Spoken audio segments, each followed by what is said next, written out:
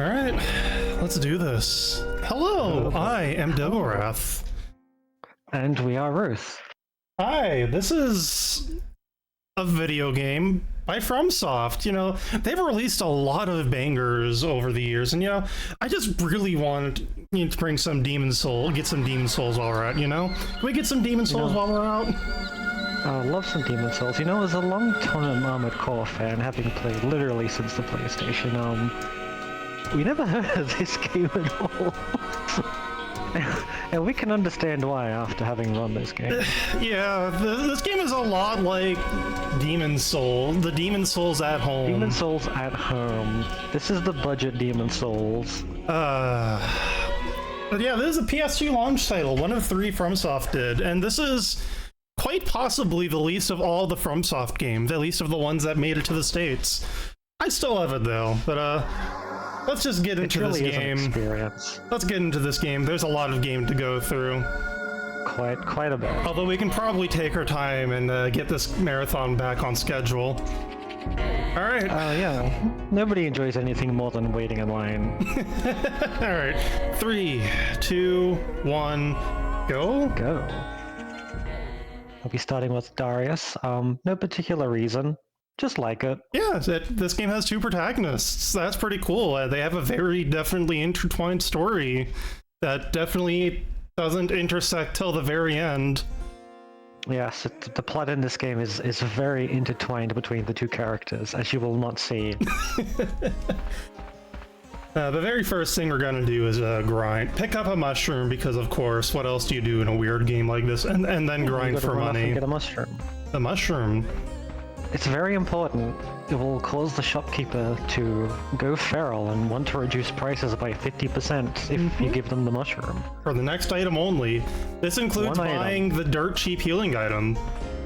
I've done this before, but someone's shown up here now that we picked up the mushroom. Someone very important. Any more survivors? Oh, it's our favorite character in the whole game. You're walking on dangerous ground. Go somewhere safe. What about you? It's dangerous for you too, right? Yes, but I promised I'd wait here. Right here? This is the closest place. If I knew this was going to happen, I would have made it much earlier. It might be too late. Right here. Sorry to dump all this on you. It's really not your concern. Besides, I don't even know who you are. Huh? That mark! The mark! On your head. Oh no! You have the crest! Oh no, watch out, Scooby! The cursed mark! This scene never fails to make me crack up. A crest! Arg! The crest mark! You ever just get so scared and Looney Tunes to death? And this game is complete nonsense. I'm not going to lie. This game's localization was kind of a train wreck, and the voice acting is really something special. It truly does go places. Currently, Bennett's doing a little bit of grinding, and got to do a little bit of grinding on your JRPG to set your way off, have some money. Punching this pole causes bees to spawn, for reasons we're not sure. And the bees have a chance of dropping 2 items, one which will sell for 1,000, and one which will sell for 250. The one I just picked up it sells for 200. Oh, 200? Okay. Yeah. Clearly we want what is called a Palmyra ore, which sells for more. Yep. Also, I'm dragging them over to something that causes them to get stuck. I don't know what's going on here. Oh. Okay, another fun thing. Enemies that respawn randomly, you don't have object permanence, so you can just look away from them and despawn them. That melon rat, though, that's walking towards us still, that enemy was pre-placed, so it's not subject to the same rules. Thankfully, the main characters have ADHD, so if you close your eyes and open them, everything is just gone. Mm-hmm. And yeah, so this game has a lot of weird similarities to the later Souls games. You know, you're a character who's got the cursed sign, you know, and you're thrust into a strange post-apocalyptic land, because everyone's here dead, is basically dead, by the way. This is the Lost Kingdom of Rubain. Wow, these drops are terrible, by the way. You're having some pretty bad drops. Yeah, I need to get... Well, I want to get 3,000 money worth of items, and I've got 800. Usually it doesn't take this long, but the bees are being finicky. Okay, that's good. I could work with like 2,400 money, but it's a lot riskier, and for a marathon, I'd rather play it safe. You may as well play it safe, even if the bees aren't cooperating. Oh yeah, by the way, did you know that the PS2 buttons have sensitivities? So depending on how hard I press the button, that'll use more or less stamina. It's great. And it affects really impressive. directly how much damage you do. It's one of our favorite features from the PS2, and absolutely why we killed every single god we tried to gently put to sleep in Metal Gear Solid.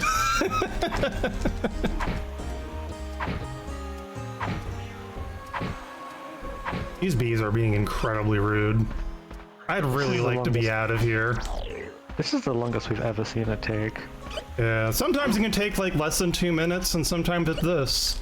200 more bucks and I should be good. Thankfully, we won't be doing an awful lot of bee punching. Yeah. Hopefully, with any luck on the RNG, this will be the only time Darius really has to grind, though. Depending on how... That is dependent on drops later in the game. Alright, there we go. Now we're going to do something very normal. Not at all glitchy. Yep. And that's fall.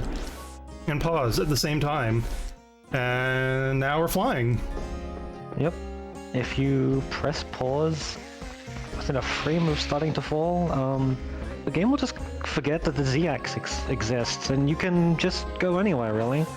If you're below something and you hit start, you'll snap up. If you're above something and you hit start, you'll snap back down to the floor. But generally we want to go upwards so we can just walk over things. We're walking over some rubble that you might have spotted in the background of that little grind. Oh, there it is. That's important for later, but we can just walk across it. Yep. We're not... This is a mid-game area we're going to that we're supposed to go through like 5 other areas, but meh. The reason we wanted to go here is because you probably also saw the crystal. You can save there. Kind of like Dark Souls. But also you can access the shop there, and each different crystal has a different inventory. And this one in particular has a couple of items we need. I want to see if I could just YOLO the Z glitch there. It does absolutely nothing. It's just kind of funny to do. And you know, this game has some good shop music. Why don't we just take it in for a moment? Love the shop music. This game honestly has one of the most deranged and wonderful soundtracks we've ever heard out of a PS2. Shopping sucks. We all have to do shopping in our life, though. Yeah, but you can only buy or sell 1 item at a time. Yeah, if you wanted to sell 10 items, you have to put each one down individually, obviously. Can't even have 10 items in this game. No, you can only have up to 9, which is a joke. If you pick up more than 9 items, it disappears forever. Yeah, the game will let you continue to pick things up, and they'll just go. They'll just go away. Because I got 3,000 money, I'm gonna upgrade the speed boots once. You can upgrade items twice. Speed boots are important because they have the dash skill, which is distinct from the sprint button that is just on the controller. The sprint button will run at the cost of taking some of your stamina. The dash boots' dash will basically turn you into Sonic 06. 2006. Yep. And I mean that in like the exact way you control in that game. Yeah, you just start running for it, but yeah, the camera essentially turns into your first and only enemy. There we go. Off. There goes Sonic Darius.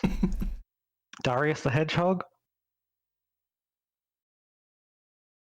Yeah, so dash boots are important. You'll see on the bot, nice reposition. That happens when you go into any sort of a little cutscene thing. Just kind of teleported you around. Yeah, whenever you're dashing into a little cutscene thing, the game just kind of freaks out and repositions you. I don't really know why. First try, let's go. Nice. That's like the second time you've got it going. And we're just going to the next area. We're flying over a gate. I forget how you're supposed to open it. It's slow. You have to find a key from beating a boss or something. Yeah, I don't remember. And you know, why do work like that when you cannot? Yeah, you could just clip your way upwards. Mm-hmm. But you have to be careful about that. Sometimes there are kill planes under inclines and stairs for some reason.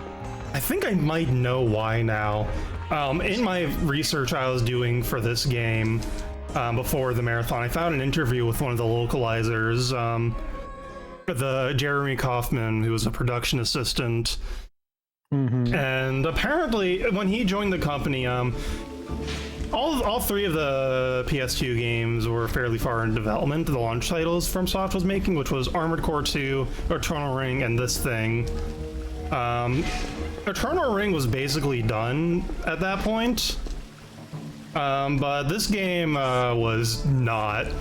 And he was bug testing for a lot of the time he was working there. Oh, whoops. Things like just being able to walk through floors or invincible enemies. So maybe the kill planes under stairs are like safety valves in case, because like the game was that glitchy in development, it was like, well, we don't want the player to fall forever, so we better just kill them. And in specific places because there is no wall there. You think the game was just that rushed out the door that they were just slapping kill planes and hoping people wouldn't escape? Yeah, I think so. Anyway, that was the first boss though. Kind of walk up to it and you like slap it a few times with a hammer and it just falls over. Great. It drops one of Palmyra ore, which like 99% of everything in this game will be picking up, will just sell. Mm-hmm. I think because it's called an ore, you'd be using it to craft and upgrade things in this game, but no, it's just for selling. Mm-hmm. The guard boots have an RFID chip in them, so you can use the guard lift.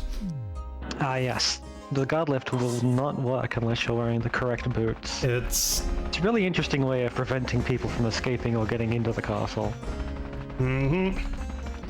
We're gonna repair the boots real quick, since they do consume durability fairly quickly. Skills consuming durability? That's kind of like the Souls games. Oh, kind of like almost like a magic system? Yeah. But this area has... Oops, sorry, you first. Every piece of equipment in this game by your accessory has an ability tied to it. And thus, they all have durability tied to them. Sometimes simply wearing a piece of armor will degrade it, sometimes using the ability. It's really inconsistent in a few ways, but generally just try to let your things break, especially when you're running really, really fast. Mm-hmm. Uh-oh, oh no, the camera's so spin around. Alright, cool. I was supposed to get the camera caught in a branch there. Is spinning around after tagging animation canceled? No. I'm just trying to get a little farther back because the lunging attack positions you forward a bit.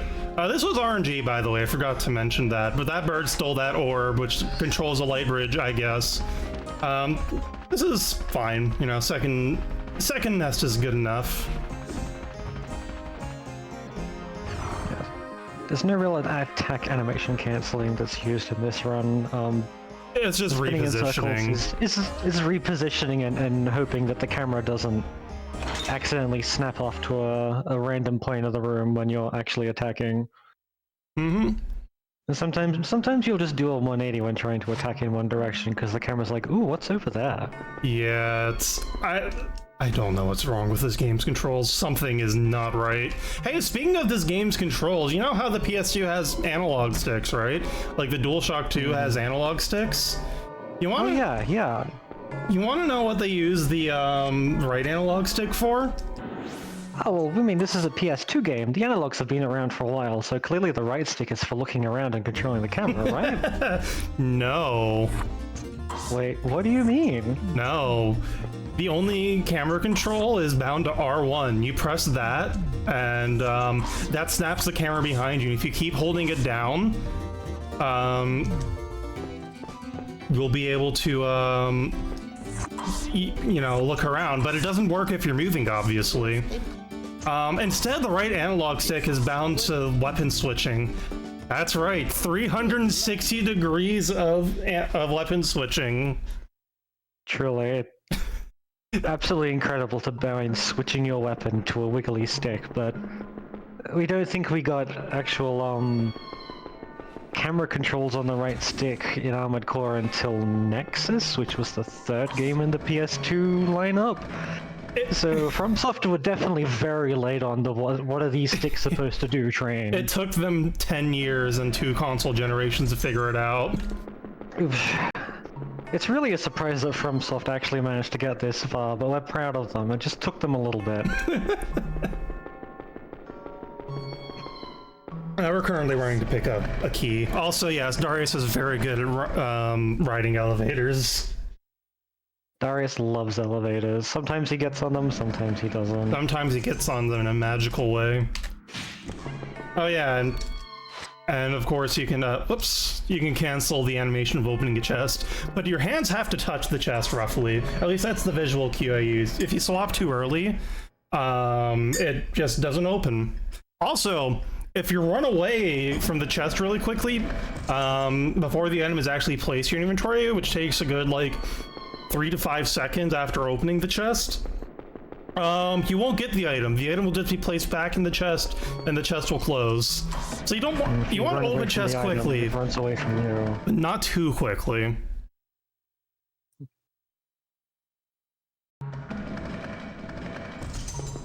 This part of this stage isn't terribly exciting. Mostly just running around collecting keys and trying to figure out how to get through piles of rubble. Yep.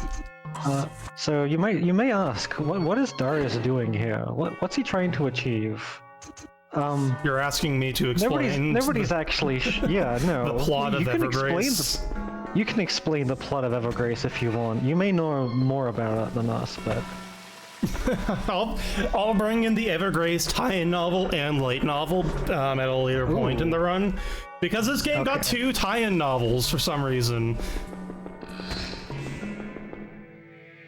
Story-wise then, as far as we know, Darius has landed in a strange and mysterious place called Rubain, and that's it. He doesn't remember anything, and he wants to go home. Possibly? So he just kind of starts running around and doing things. There's a bird that claims to be a human. We'll see her eventually.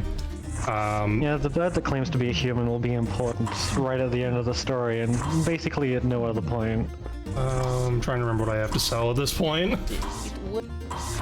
Menu. The shop is a very fun menu because it's like, you know, you gotta go to everything and look at them to do whatever you want. It's not just one unified shop interface. It's kind of a pain. Well, yeah, that's just how shops work. You don't go over to the, you know, the shoes and buy a sword. This. That. Grab this just in case. Oh, also, at the very beginning of this area, I picked up the Royal Robe. It is a key item in the sense that you cannot open certain doors or progress the game without it. There's a door upstairs, for example, that we need the Royal Robes for. Honestly, like, so there's a point in the Royal Commons that we, we'll get to in like 20-30 minutes, where we need all 3 Royal Armor items. If you could just skip that, that would skip like half the game. So I think you can do that in New Game Plus, where you just fly over there. The New Game Plus category is like 50 minutes long, and New Game is much longer, like an hour longer. Oh, here's this thing. I don't really know what's going on here. Apparently this is the queen, or the princess.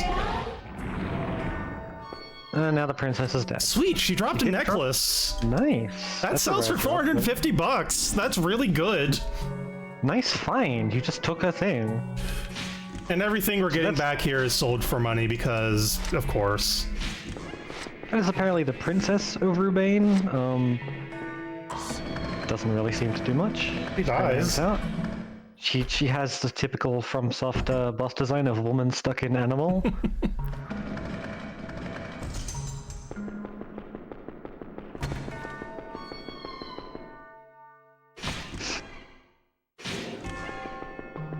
I think for the actual plot in this game, though, Darius and their childhood friend, Charlene, or possibly Shirley, depending on how the game spells it at times. Or Shalami if you're in the original Japanese version. Shalami have kind of essentially ended up in this Dark Souls-y Lost Kingdom, trapped in a glass orb. Oh no, I forgot to repair the boots! Now we can see what happens when durability runs out, is that your pants explode. The first time this happened to me, I thought I was getting petrified. Because I didn't realize what the numbers in the bottom right were at the time. Oh, no. Okay, it's not the biggest deal because I'm upgrading boots repairs them, but if I had to repair the boots, that's like the full price of upgrading them all again. Going to be a little bit annoying. Yeah, there's a... I'm doing that's the... on leggings, the boots. Yeah. I'm running the castle slightly differently now, depending on my drop luck. So, like, now if I get second nest or worse in the outer castle, I just go to the shop the second time and repair my boots, so I can dash the full time in the castle. Except I'm forgetting to go to the shop again afterwards. Oh, this is a boss. Probably the most annoying boss in the game, because they understand that the Demon Souls tech of circle strafing. Mm-hmm. He moves faster than you, can therefore circle strafe better. Said in chat, no, B does not stand for boots. B stands for body. L stands for legs, which is where your boots are. Mm-hmm. Oh, he poisoned me. Rude. Yeah, combat in this game. Oh my god! I don't like this boss very much. This boss is definitely the one that has the most randomized elements and chaotic nature. Mm-hmm. It doesn't really have any setup. There's no real way you can manipulate it. I once got caught on one of these pillars right here. Uh-oh. I've never been able to replicate it. Oh my god, I'm going to die. I mean, no, I'm not. Marathon luck, let's go. Please die. It's okay. You can just say this has never happened before and people will believe it. I can't say that with a straight face. Oh my god, you little... I've never seen him do this attack so many times. He's struggling. He has the will to survive. And it was Rip Demon, who is distinct from the demon, who apparently we are looking for. Yes, we will learn shortly that we're looking for a demon, as we are being told, or will be told. As for now, this demon goes arg and leaves. This way. All right, before we oh right, I broke my boots because I got a little silly with them. Now that we've defeated the demon, the castle is inexplicably exploding. Wow, this sucks, walking up here. Just walking? You have to go slow. Oh, it's all my fault. This is my time loss. Don't worry, you get to see a wonderful character. Sienna! Her cutscenes are kind of nonsense, all of them, through and through. Well, basically. But yeah. Essentially, she would say, hey, you gotta get out of the castle, it's falling down. And we'd be like, what about you? And she'd be like, nah, it's okay. I'm great. Everything's okay. I'm great. She tells us to look for Morpheus, I believe. She tells you to look for Morpheus, and then your character's like, cool, I'll go find Morpheus. Maybe she says go look for the demon, the uppercase D demon, as opposed to the demon we just fought right now. She tells you to go and look for something after all. And then she's like, no, I'm great. You go on, and we're like, okay, catch you later. Oh my god, it's like literally you say like, later, I'll see you soon or something. I got a bit more shopping to do. Get some armor for the areas coming up. Sell all these accessories I picked up.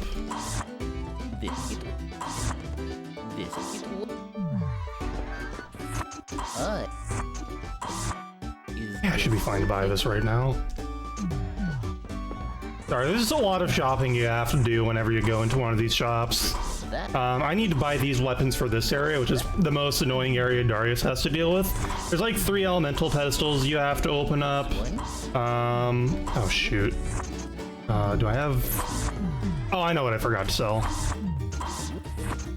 Yeah, there we go. I thought I was short on money.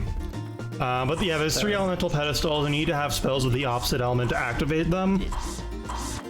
So we already have fire covered with the flayed skin armor. Didn't need to buy 3 of those, but it's probably fine.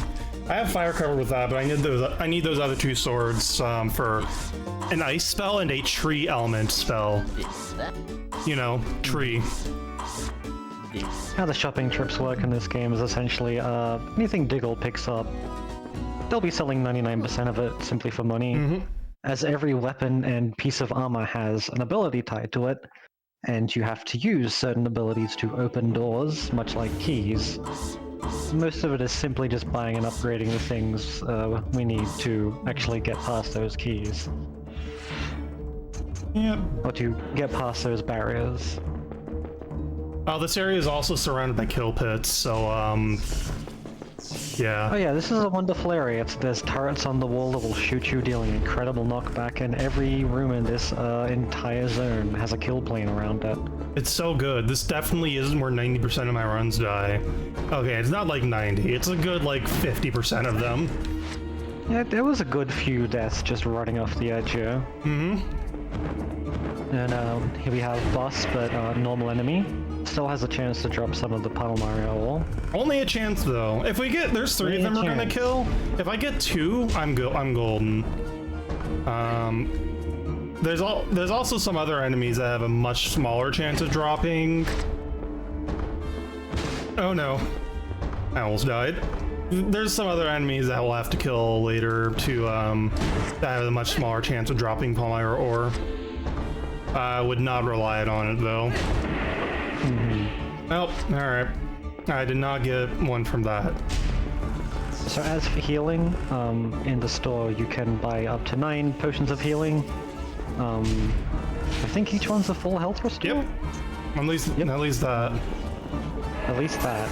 I missed, I think. And you can carry 9 of them. Oh, no, I got so it. essentially any time Bennett's out of potion, Diggle's out of potions, I'll just go and grab some more. Yeah. I should be good for a while, but if I'm not, well, I have to pop in every once in a while to repair my boots. I did pick up a couple of Billiana extracts, which are used to repair an item. If they aren't broken, that matters. Very important condition. Yes, a lot. When we get the final boss. Alright, can I at least get... when we get the final boss. One more It's really, finger. I'm really glad they put in an item that repairs your gear, only if it isn't broken.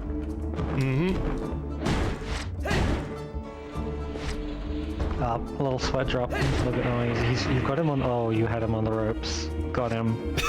Sure, we can pretend that's what that means. I don't know what most of these symbols above the enemy's head means, except for sword. That means it's probably going to attack maybe in a couple minutes if it feels up to it still. Probably. I do like that the enemies do have like little thought bubbles and emojis. Sometimes it literally just says thinking and or attacking. Sometimes they'll think in pictures. And sometimes you can figure out what that means. Mostly, though, combat is a waste of time, unless you need money. Combat in this game would be interesting if it was more functional. If this Much game... like other Dark Souls games, it does have a bunch of attributes. You have, I think it's slashing, bludgeoning, and piercing. And you switch to melee weapons. Yeah. And then your 4 elemental abilities. If you use a weapon that an enemy is strong against, there's a very high chance you will heal them or just do 0 points of damage. Usually it's heal them if you get it wrong. Usually heal them. If you hit them with the wrong weapon, it's entirely possible to heal a boss to full health. Again, Thankfully, definitely everything not a is problem with reasonable. the last boss and the way we route this. The last boss is, look, it's tough, but it'll be okay. so long as I don't break the weapon I'm using and remember to use the Billiana extract if necessary, because I've forgotten to do that before and I've had to plink away the boss with one of the other weapons that does like 1/10 of the damage. All right, these are the most dangerous enemies in the game because they all do incredible knockback, and there's 3 of them. And that blue one in particular has a spinny attack that can actually knock you behind her. Oh, God. Depth perception is terrible. Ah! Yeah, see how far that knocked me away? If you're anywhere near the edge with them, you will probably get... Just in. She can just knock you like 20 feet sometimes. And I have to kill all of them to fiddle with the mirrors here to actually do what I need to do. Oh my... The mirrors solve the puzzle. You're making like colored light to open colored doors, I guess? You gotta make certain reflections of light based on the color of the mirrors. Honestly, we never really figured it out, so we just kind of mashed all the mirrors around until the level solves itself. Yeah. We need to go in here to pick up the royal boots. Purple light is mandatory. And you also need to make, like, after getting the purple boot, or the royal boots, excuse me, you can make, like, pale blue light or something to... she didn't drop a Palmyra orb. That's okay, we have a strat for that. But yeah, you need to make like pale blue light or something to actually leave the level. Spoilers, we're not doing that. Oh, no, yeah. We don't want to go back to the mirror room. There's a bunch of scary ladies in there. We love ladies.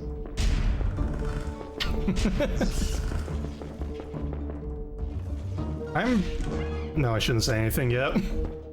No, it's true. The hammer is a stabbing weapon. Yeah, have you ever used a hammer to hit things, like, with the blunt? Yeah, you grab it by the handle and you thrust, which is incredibly easy with a big heavy weight on the front because it pulls your arm forward. By the way, if you run into those roots wrong, you'll get sucked off the edge. Alright, I'm going to switch. Oh, you actually going to use this? Yeah, I found this 2 days ago. Ah, incredible backup strat. Don't knock yourself off. It's fine. I don't think this can kill me, probably. Probably.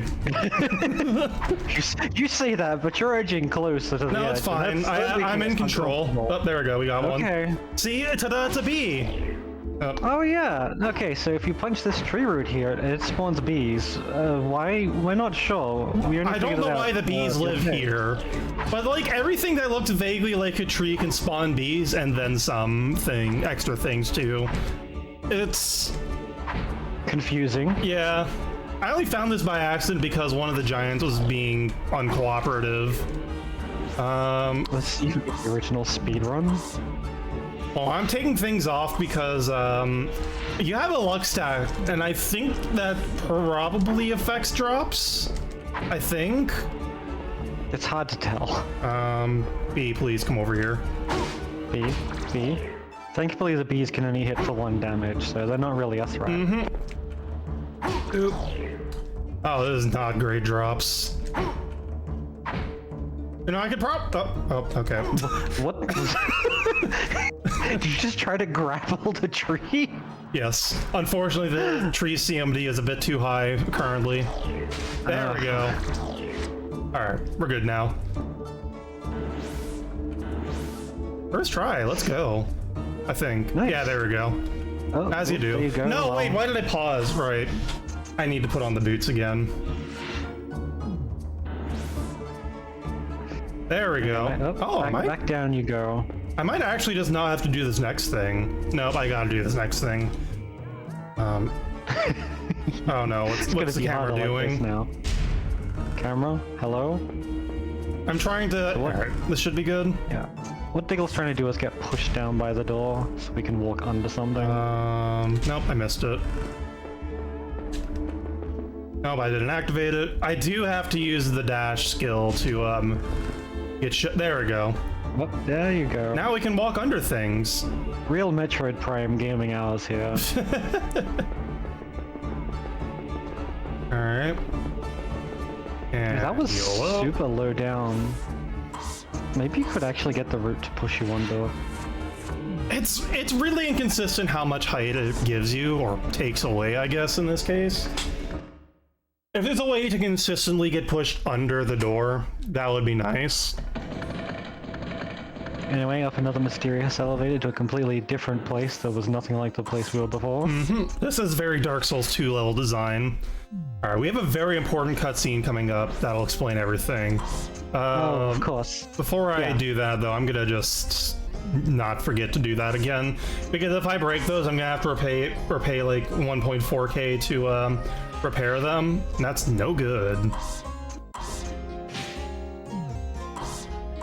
And I'm just gonna equip the Majestic Sword so I don't sell it by mistake, because I need that later. Look, breaking the boots the first time did let you show off the backup B strat. Who's there? My name is Darius. I need to ask you something. Please, come in. Alright, extremely important cutscene here. This cutscene is the most important in the whole game. Huh? We've never met. No, but I knew you would come. I don't get it, but that can wait. I have to ask you something. It's really important. You want to know how to get out of this world and back to your own. Huh? You seem to know many things. No, I don't know anything. I only know what I hear. No, I don't know anything. I just know things. I can hear it. She just knows things. The voice of the Great Mother. She can hear the sun. Great Mother. A Rubanian force of nature. Yeah, I Great have Mother? heard that the Rubanians have called this the large Billiana Dad, tree. this sentence here is entirely impenetrable. We don't know what it means. He tried. must The poor voice actor, he tried. I called Rebane the mother, the tree. Morpheus. The demon? The demon? I've told you Wait, the already. demon? I don't know anything. Oh wait, no, never mind. She doesn't know anything. Tell you what I hear. This is too strange. Are you for real? Wait. Don't answer that. Are you for real? Please. Don't answer that. Go on. How do I meet this Morpheus? How do I meet this Morpheus? Well, it's a good thing she doesn't know anything. It is said that the medal exists in the Royal Commons. Only then will it all start. So yeah, I hope you all are full of understanding now. And yeah, the Rubanians have the Great Mother, and the Great Mother... They call this the is- Great Billiana trees. They call this the Great Billiana trees, so all trees are the mother, and are worshipped? Unsure. Anyway, she doesn't know a lot, so we have to go and find a medal, because she said she does know that. Alright, we're running back to the starting area because there's an old man there, distinct from the old man that is coming up. He has the royal helmet because he's actually the king of Rubane. And he's just kind of living it out here. You cannot Yeah, pet the he's dog, just by kind the of- way. I'm sorry to inform you. He just kind of points at the castle and says, "My castle," and then dies. Yeah, I guess. Presumably because the castle fell over, he is just so distraught with grief that he could not bear to live. It was a load-bearing castle for somebody's soul. Look, if your entire house fell down in front of you, you'd probably feel your soul drop out as well. No idea what he's doing there with the dog, but The dog is just concerned. yeah, it's a good boy. Another shopping trip because there's never enough of those. Whoop. Not a Souls game without a sad king. We'll check that one off in about 2 seconds. I don't think I need to sell anything else to afford everything. So we got another shopping list here. This time, we need to make a set of armor that's red, which fortunately we're already like 2/3 of the way there. And a set of armor that's blue, which we can accomplish by coloring the royal armor blue. This will come up in like 4 areas or something. Much like how Doom has red and blue keys, armor and abilities are the only way to open doors, so we have to make our own red and blue keys by painting our armor. Is this okay? Oh, I should repair the boots again. Wow, Don't break the boots again. incredible what you can do when you remember to repair your frickin' boots. What? Ah, you gotta say fire truck, you can't swear. Said frickin'. Okay. This okay? Get 2 more of these. This. Turn to the mushroom. Yeah, give the creepy tapia person a mushroom. Creepy, but he looks so wholesome. Do you think I should get a different angle on this? You should probably get a tapir? different angle on them. I mean, they look very nice until you, like, see the big human teeth they have in their mouth and the weird dry eyes. This game. I think he localized this game, this mystical space top here. I think that was a localizer, personally. No wonder he's after mushrooms. They clearly didn't pay him. Supposedly, according to the interview I listened to, the script was done by a native Japanese speaker who he spoke English decently well, but the script they got was just a complete train wreck, as I'm sure you can tell. This statue right here is why we had to go through like half the game to get this armor. Blue is unrelated.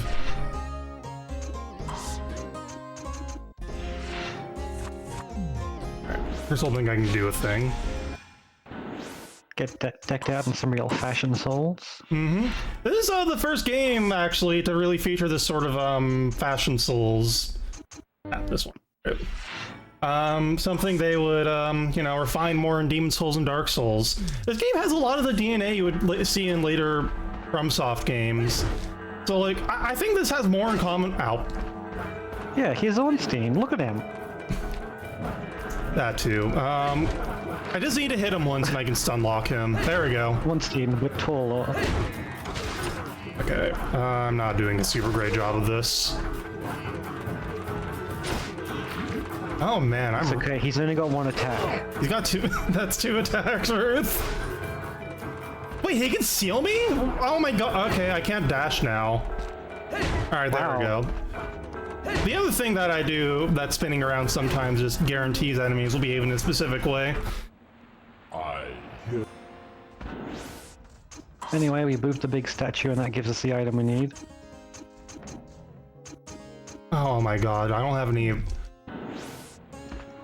I forgot to buy an important item. No, I forgot to buy the consumable that cures silence. Because I didn't think I'd be getting silence this early on. I didn't even know that guy could inflict silence. The one place you could get silenced and you managed to do it. I mean, there's a couple of places later. That's never happened before. I'm finding out new things about this game. Maybe I'll find the, like, one enemy in the game that paralyzes me, too.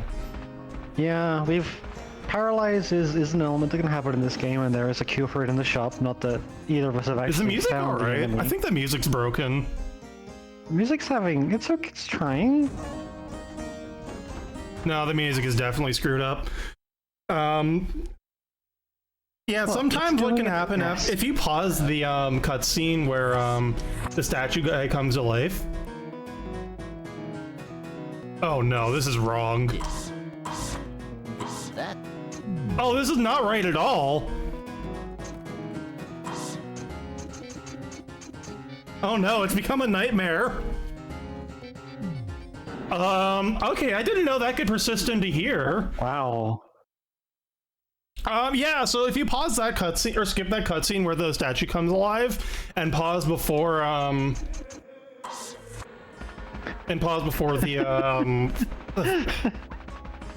the music starts for the fight, this happens, where the music just breaks completely. God, real Resident Evil developers cut. I love that. Alright, No, that'll be improving some of this. wow, I did not... Oh, whoops, there's not a Coliseum. There's the ice caves, because of course. Yeah, no, we get teleported to the ice caves from Rubain. Oh no, they're too close. I can't forget they exist. Yeah, they might bop you. So we're trying to do a Z glitch.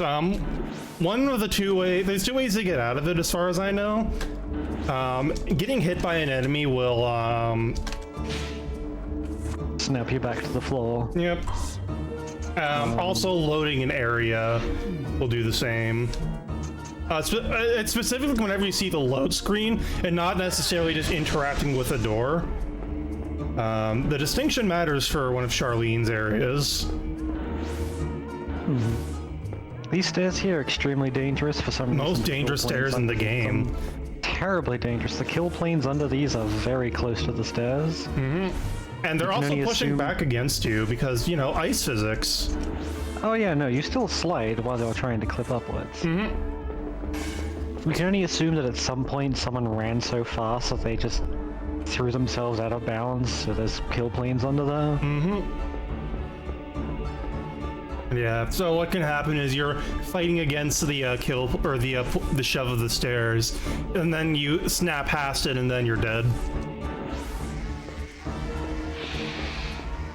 Well, it might actually be easier doing it like this, because the ice physics are truly abstract, and Abstract. Like a lot of this game. abstract is a good way to put it, because it acts like ice physics, but it doesn't. And then you just kind of like, you go everywhere. And of course they made this whole place full of potholes to fall into.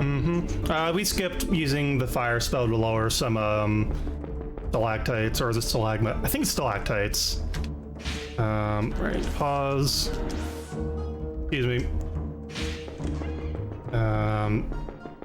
Stalactites come from up Alright, above. will the music break again?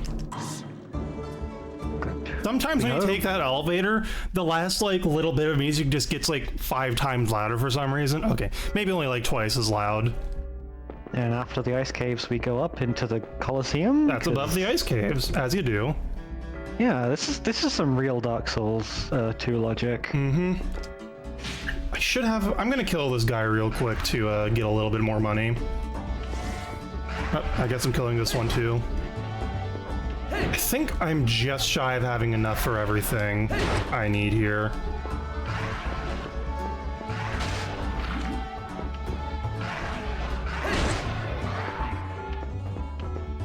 One annoying thing about the enemies in this game is that they tend to auto-guard you constantly if they're not attacking.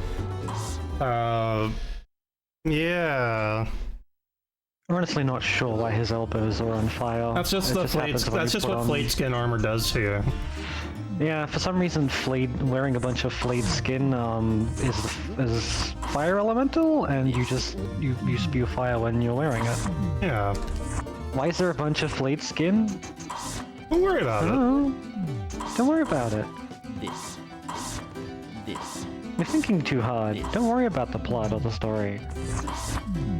Don't worry, the cutscenes coming up will explain everything. Oh, absolutely. Ceremonial spear. That.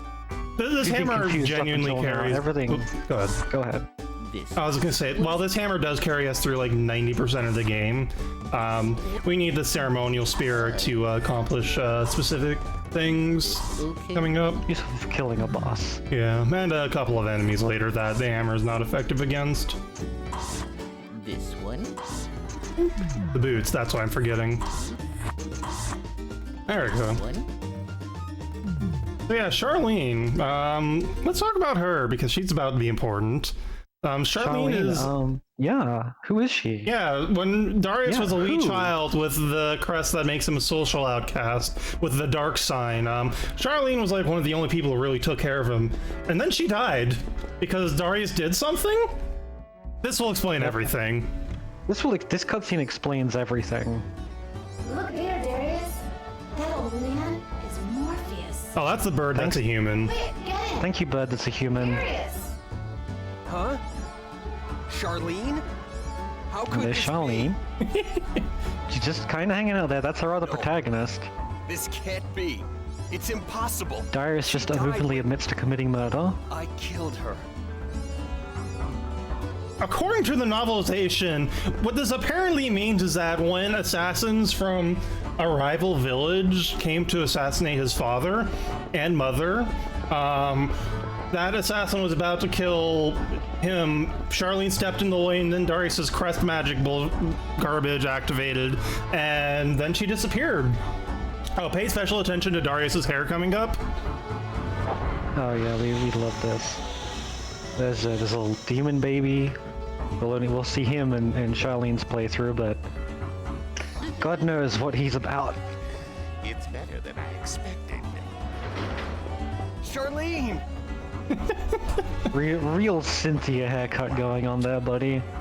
Some sort of level of detail nonsense. All right, we're just gonna let Morpheus take it away here and explain the plot. How dare you barge in making all this noise? You! What did you do to her? Shouldn't you introduce yourself before you start demanding answers? I don't know why this text box is slow. Answer the question! No! You answer Real mine. battlefield camera controls going on here. I'll leave the rest up to you. But wait! Answer my questions. on? I got to grow. Oh, old man. You answer the call. What's going on? No, what's Don't going on? mind the camera You answer clipping the into the question. floor there, I guess. It's fine. Yeah, so now there's this big guy. This guy is He kind of annoying. Not as bad as the demon, lowercase demon. mostly all he does is he'll do a swing.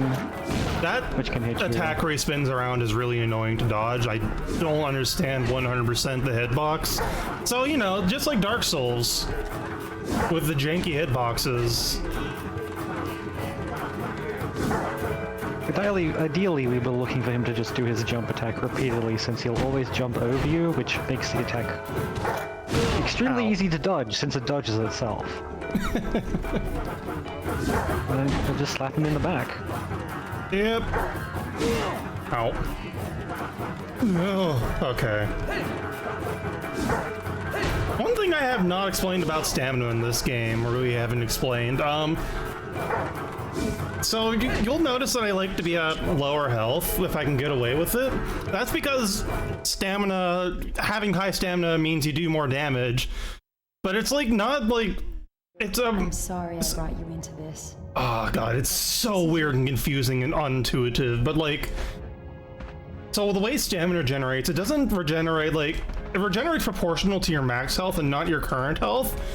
So like, if you're at low health, you will recover stamina basically instantly. It's so weird. Anyways, this will explain everything about the game. One fooled by that. Oh, file's more. yeah, no, yeah. I mean, we failed to do a good job, but this'll do it. You're wounded. I know. I guess this is it for me. I'm not ready to go. He's dying, Ruth. He's dying. Is he? He's still going for it. Out here safely. Hate it when you just meet a cute girl and you think everything's going right, and then you just She's die. a guinea pig. Before it's too late. We don't want to get turned into a guinea pig either. Take this. Promise me. This is one of the best cutscenes in the game. For the exceptional dialogue, voice acting, and the camera that's just kind of wandering off. Where's he going? Woo! Isn't that some great isn't a texture glitch or work? anything. I was gonna It just do it does anyway. this. Check out this heat shimmer effect, where all the vertices are just warping. You know, who cares about Darius? Get him off screen, but this heat shimmer effect, This is honestly, we kind of like this effect. it looks weird though. It looks like someone described as Jabu Jabu's belly, and you know what? They're right. No, we don't like that. Anyway, this one just speaks for itself.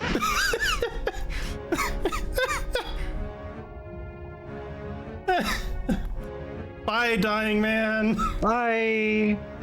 How do you? Anyway, dying man. Are you Oh, related to he Charlene? just won't die. He refuses to quit.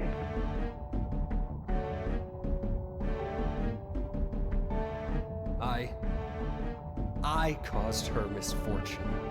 Misfortune is a pretty low tier word for killed someone. Anyways, yeah, that's dying man. I love it. He's We'll my see more favorite of him. character in the game. He just can't be bothered with great. anything. All right, he did We'll see give more us of him. He's not finished dying just yet. Yeah, he did give us a sphere, which we need to make the upcoming boss vulnerable. But first we need to run over here and grab the other one. You're supposed to get an item that has the float skill, but you can just go really fast over the lava, which does a variable amount of damage. I don't understand why, but sometimes it ticks faster and sometimes it just doesn't. Like anything in this game, it truly is a mystery, but yeah. As long as you're mashing health and you run across, you'll be fine. The lava will only tickle your feet a little bit. Lots of interweaving and connecting parts here, but mostly just need some orbs so we can go make the boss vulnerable and beat him up. Oh, I should put on...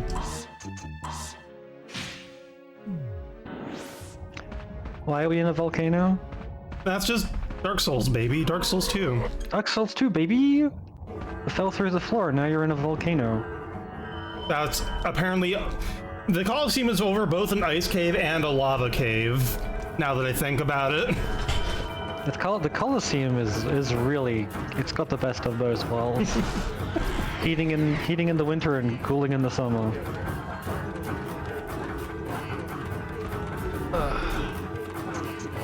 This is one of the reasons why we picked up the sphere. This guy just is attacking with a giant floor lamp, and yeah, he has a giant hitbox. It's like a chalice with a really long handle. I prefer the floor lamp interpretation. We'd like the idea that it's really just a glass that's being stretched out. I'm gonna try for a strat here. The last time I did this, I soft locked the game. Oh, okay. No. I have to wait for this boss to finish dying, or else I soft lock. Okay, well. Why is the boss still attacking you? It's dead. So there's a door coming up. Oh, whoops, I forgot to switch to dash. This is why magic is generally not used in combat. It has terrible wind-up, but yeah, so the door back here is locked until you kill the boss. But I did a Z, you can do a Z glitch to get over here faster after the boss dies. I did it so fast that this just wouldn't open for some reason. You despawned the boss, so the trigger to open never went off. I think that's what happened. Anyways, welcome to the Fruit Core. Alright, we have some time to watch this cutscene. This warrior had a crest, and now, have you ever thought And here we about are, the this is crest, a... what it means? This is Sienna. Yeah. We're just still not sure what I just love the way she rotates without animating at all. Wherever you go. That won't change in this world or your own. She really gets around. People exist in a constant... This will explain everything, by the way. They're carried along by the Oh, the flow. Billiana fruits from the Billiana tree. Same goes for bearers of the crest. But when a crest bearer struggles, they make currents in the flow, and people get swallowed up by them. At some It's point, getting really deep here. probably should have said this is splash a about combination in the 90% run and showcase, because these cutscenes are just chef's kiss.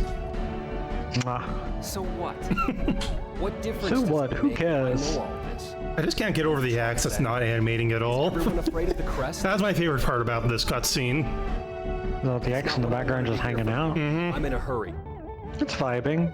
We'll figure out why it's there later on. I need to know how to get out of here.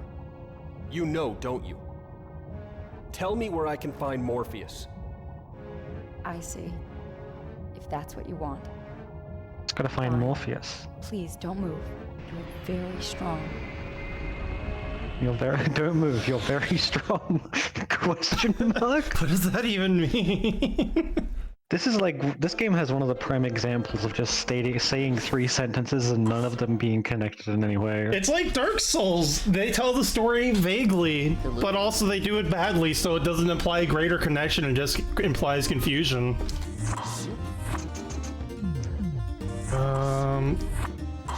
Buy some more of these. I need to fix the boots. This, that.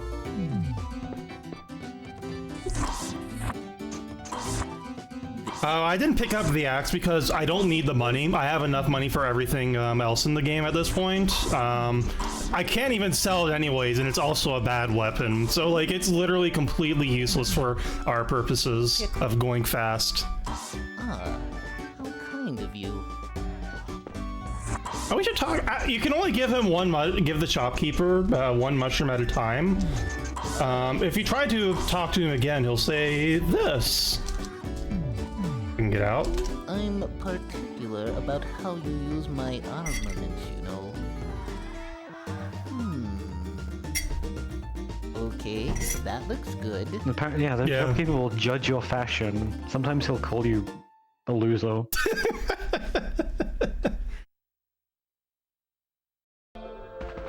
as for the cutscenes explaining anything, no. I don't know why he has the nerd emoji voice. Like, every time I hear him speak, just like nerd emoji running through my head. This is the statue where you need to have all your clothes to be red so you can get through the red statue. It's possible to solve this puzzle by mistake just because some items are default red, like the guard boots.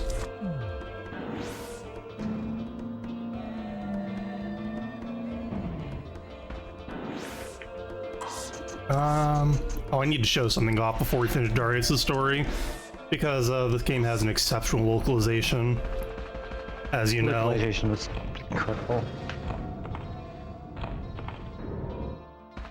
This guy in the back drops a key to open a door. I had 0 stamina, so rip. No damage for me.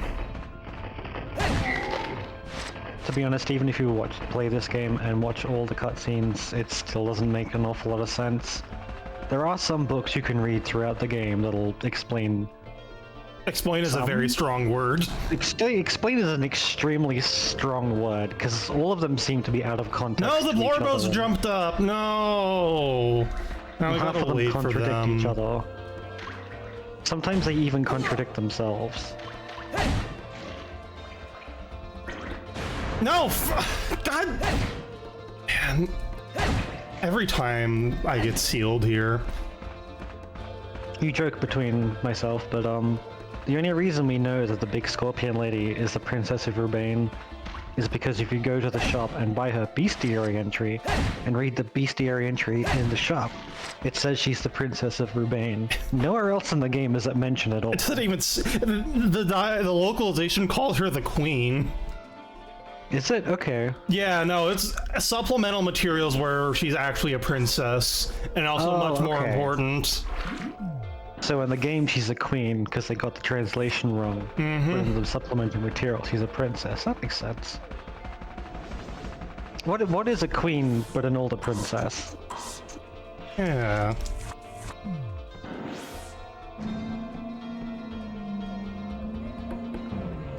And because the boots are default red, we can just... Oh wait, going back doesn't matter, right? Never mind. Alright, this statue right here is why we colored the royal armor blue. We're done with this armor afterwards, after this statue. We just can't sell it. So we need to be red to get through the red statue, blue to get through the blue statue. And whatever you want for the green statue coming up, because they didn't bother programming it in. Because this game is very consistent and not at all a cobbled together piece of crap. Look, that's a bit harsh. It's a beautiful piece of crap. I mean, it is. I unironically enjoy this game. Like, I do genuinely like this game, but it's a piece of garbage. So we're not sure where we are anymore. We're still in the soaring tower, I guess. Okay. Probably. It's somewhat unclear. We kind of have to run around here and solve another puzzle where we make these illumination devices different colors. We just gotta make green light for the green statue. There we go.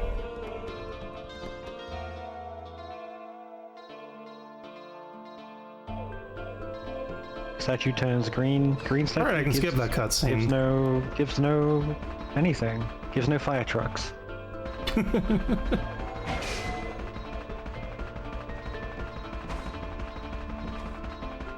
I love the pitter-patter the characters make when you run around. It just reminds me of a pet jumping out of bed and running to the door when you come home, because they're just so happy to see you. It just makes me happy. First time we played through this, we did go and color our armor green. Oh, they actually programmed in a green color. Alright, hardest challenge yet. More 90-degree turned with things. Anyways, you can switch characters here at this thing, and they misspelled Darius's name. It's a Darius. So yeah, great game. I hope I don't die here. Wonderful level where they've basically just once again made all the corners places you can fall off. Ooh, this is good RNG. So this is a great room right here, you know?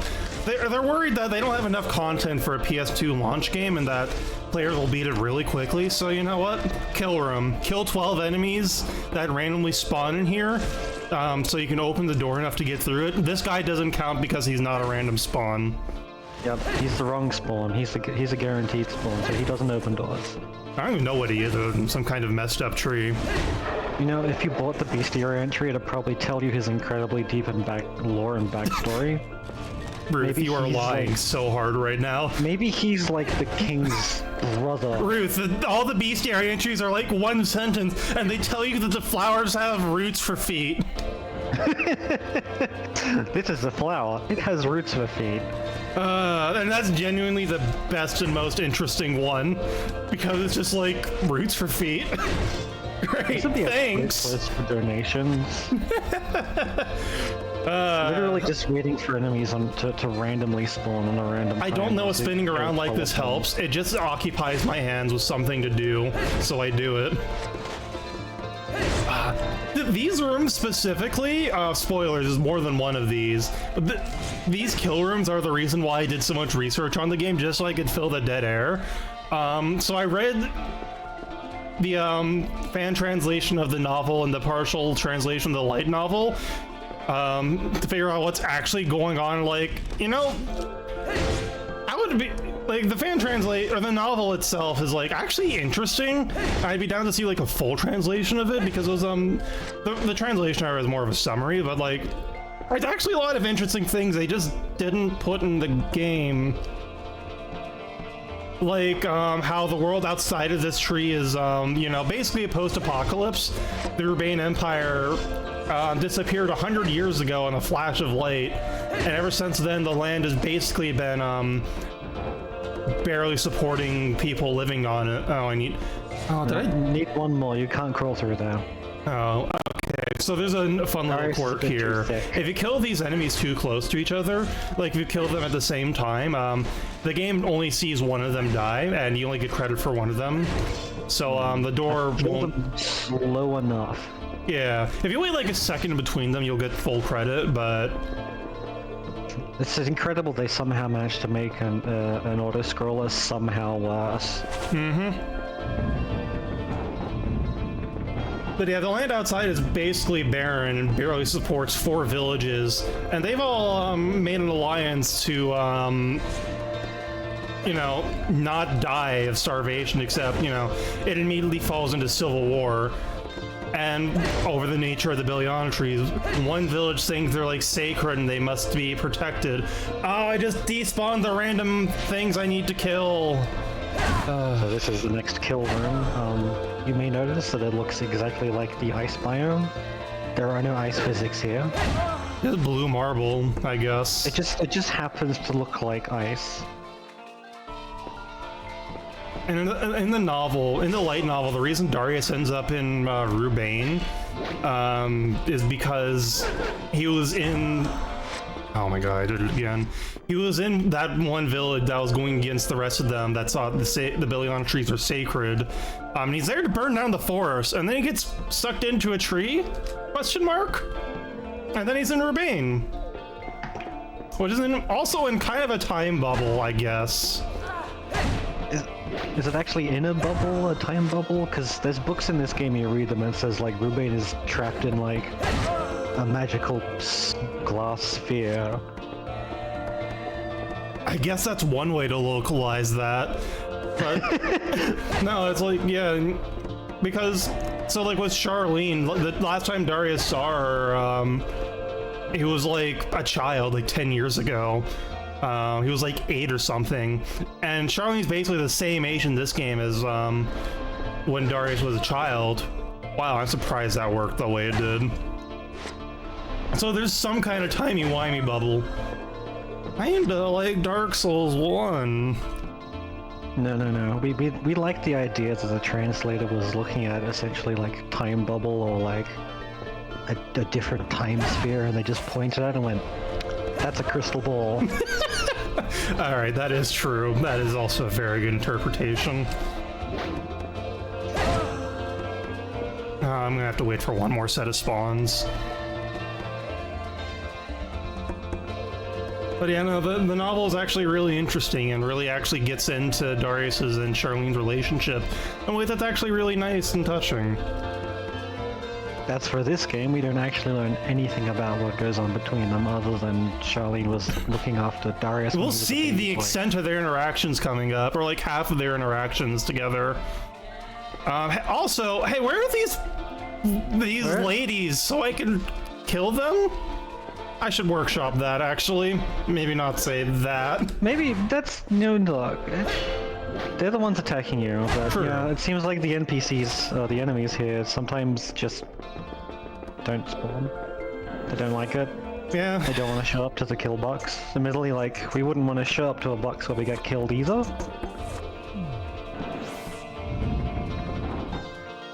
Alright, here's whatever this is. I don't know either.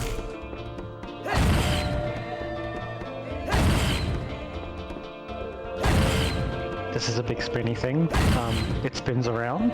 It's a boss. It'll be gone I think soon. it's unlocked it. Usually it does at Yeah. least a couple of attacks when you have this much stamina to regenerate, but I guess that now you're works making too. us look like a while. Like, you better do a few spins. We said it spun around and it just stood there.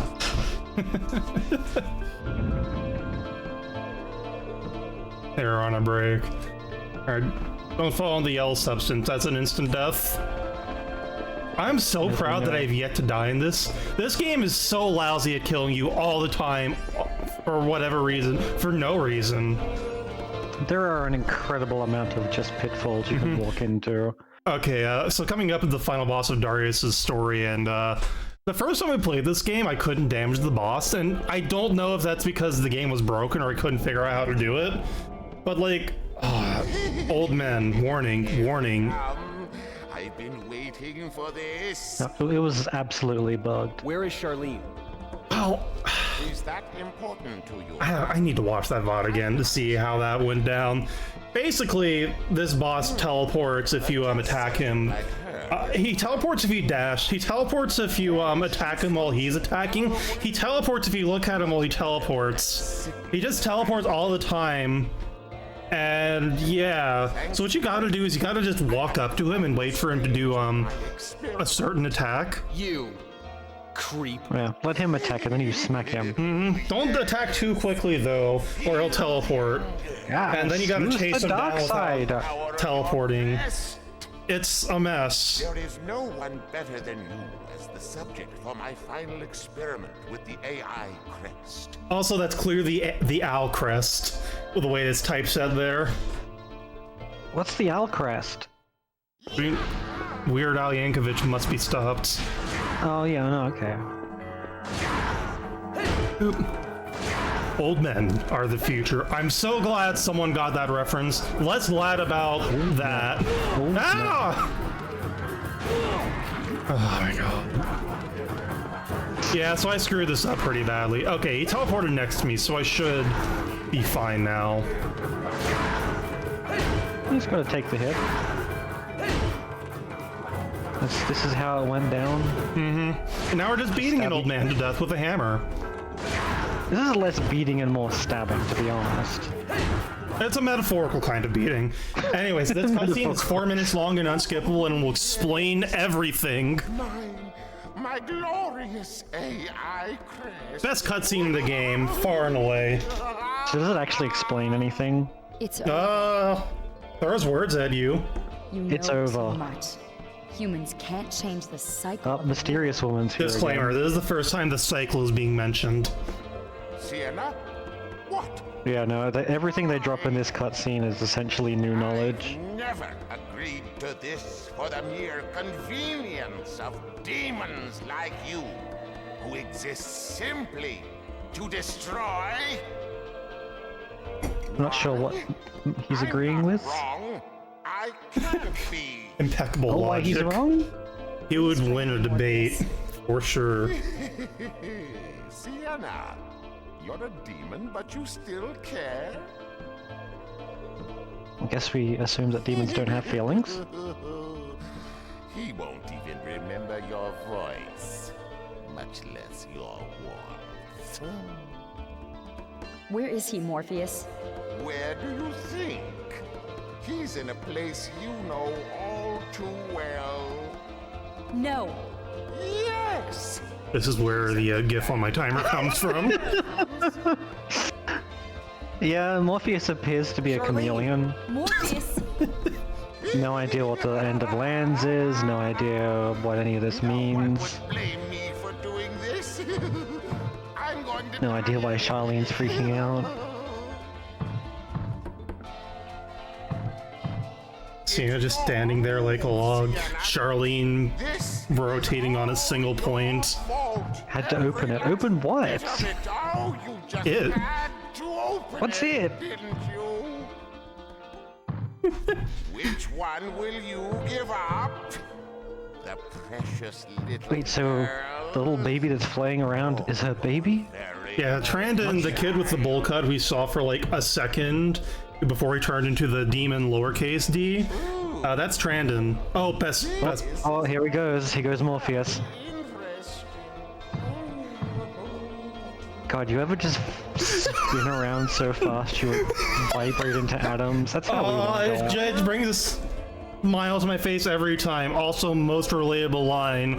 What's going on? What's happening? What's happening? What is And that's happening? Darius' story. Are Yeah. you full of comprehension and understanding? No. So worry. Charlene, how about that Charlene?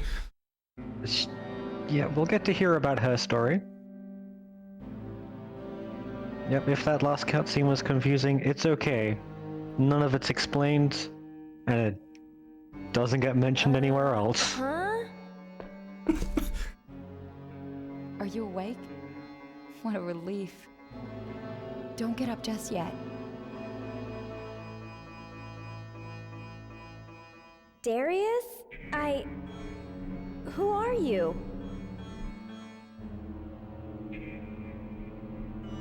This apparently, I was supposedly worried happens about right after how Charlene dies? Question mark?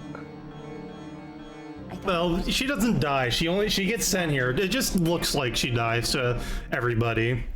Ah, okay, that makes sense, you know? Yeah, I can't. that at least makes sense. I guess. What's your name? It's not explained in this game, but yeah. Charlene? That's right. She just the voice actor just stumbles saying her own name. Let's go. What a pretty name. I'm Sienna. Sure, we love that they keep that taken. They didn't have money for a second take. I don't even know if they had money for a first take, to be honest. The Mystical Space Top here took all the localization budget. Be sure you don't leave this place, okay? Okay. Okay, wait here.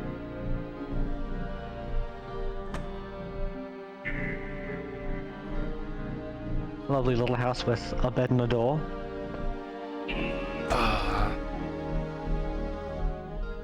Peek. Charlene's story apparently takes place before Darius's and then syncs up for time and plot reasons. It is basically a prologue to Darius' story. Yeah, so this would technically be the introduction and the start of the Evergrace story. Sienna, you haven't changed at all. Sienna finds nothing to Charlene, do with it. hides a girl away. Morpheus is like, ooh, that sounds interesting. I know. So what? Run! And she's dead! Yeah, woo, cut ending. The pacing in this game is impeccable. We get to Yes. see Trandon, little bowl cut baby, apparently Sienna's Trandon, it's you. child. What's wrong, Trandon? Answer me. What's going on with him? No idea. He's just flying around and shooting fireballs. Well, you seem. According to the novelization, I think you can figure out what. he was experimented on by Morpheus to get the Owl crest, Morpheus? or the AI crest, I guess, if you want to be What? faithful to the Japanese version, but it's the Owl crest in the English version. So there's the crest, and then there's the owl crest. Yeah. Do you know what the difference is? So sorry I brought you into all this. Wow, that's a really interesting explanation. Thanks, Bennett. Sienna? You're welcome. I'll never escape the curse of the crest. Yes! The crest! Finally, it's in my hands! Morbius is just kind of going off. Hey, hold on, what? No, wait, what? Oh, this doesn't make any sense now. Oh, no! So sorry. Oh, he was researching the crest, but he didn't have any crest studies to crest people to study? Wait, no, but he had this guy coming up. What? Oh, no. The plot doesn't make sense, Ruth. There's a plot hole, I think. It's hard to tell if there's a plot hole in this game because the plot Crest? mostly consists of holes. She said crest. It's more like a fishing net than a cloth. Yeah, plot fishing net. I've got to help It keeps her. just falling apart. You might think that was a lot of cutscene to sit through. Don't worry, that's like one of the only cutscenes in Charlene's Wrath because it's a bit rushed, surprisingly, in this like no budget game from 2000. Anyways, Certainly about half the length here's of Pothead Charlene. Find a pot, find a bow, off you go. It took me, the first time I played this game, it took me 15 minutes to realize that string of that string of pixels on the bed was a bow. And I spent like that time running around this area just punching things. You're supposed to go to the back to Saramad Hill and do stuff there. And I went through there without the bow, just punching things, and I had to run away from a fight. Wow, second try, okay. That's the most difficult Z glitch in the game because it's not clear where you're gonna actually start falling. That's really good. Oh, good job. Charlene's playthrough will use a lot of the same areas that Darius's does, but She gets like 3 cut unique down. areas to her name. They're And all they're all terrible. terrible.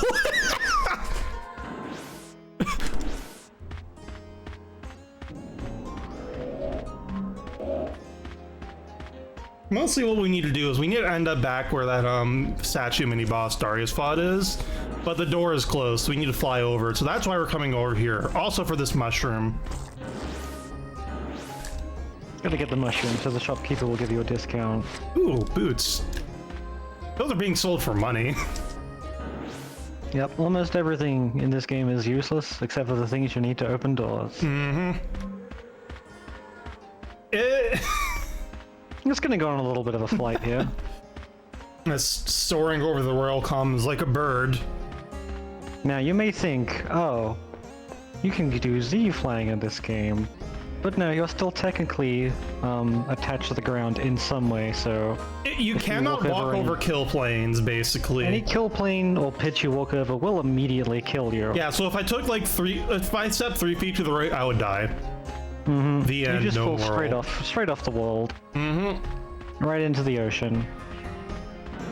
We skipped a bunch of guff to get here. I forget exactly what, because it's been too long since my casual playthrough, but here's the best track in the game that definitely doesn't drive me insane because I have to listen to it through 3 areas, including the single worst area in the game.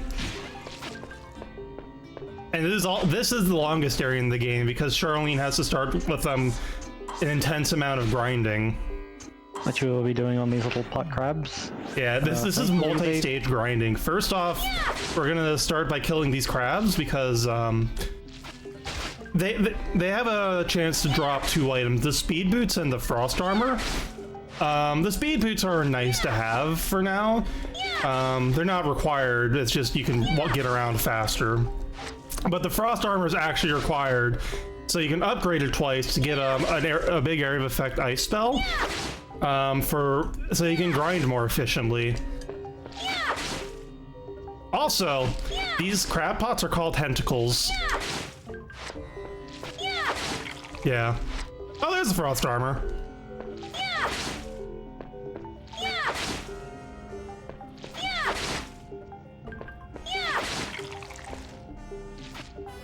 Fun fact, the localization team was not given any monster names, so they basically had to create all of them from scratch.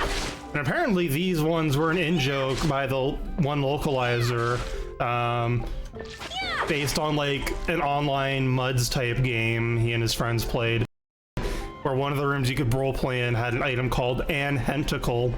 And that's why, and then he just snuck it into this game.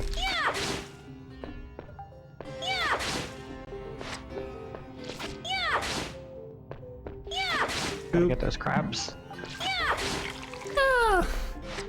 Charlene, you might be wondering if there's any differences between Charlene and Darius, or Darius, depending on where you're looking. Not really. Oh, I think I got a Z glitch. No. That's actually kind of bad because there's some pretty nasty kill planes coming up. Oh, hold up. If I were doing this like for the 80% record or making world record attempts, I would not do this. But because it is a showcase slash 80% run. Also, don't walk straight forward coming into this room because that floor thing will literally curse you and kill you. Right there. Anyways, it's our favorite character, the Dying Man. Dying Man is back. Stay back. Love this I lad. told you not to get any closer. He's still dying, but in the past. Who are you? What are you doing here? You're not from the Human Research Lab. Research lab? You didn't know? Then what are you doing here? You've heard of it, right? It was built by that weirdo Morpheus. Morpheus? Oops, I skipped you know one. him? I need to see him. Gotta find Morpheus because he took Sienna. Something to do with his experiments? Too bad.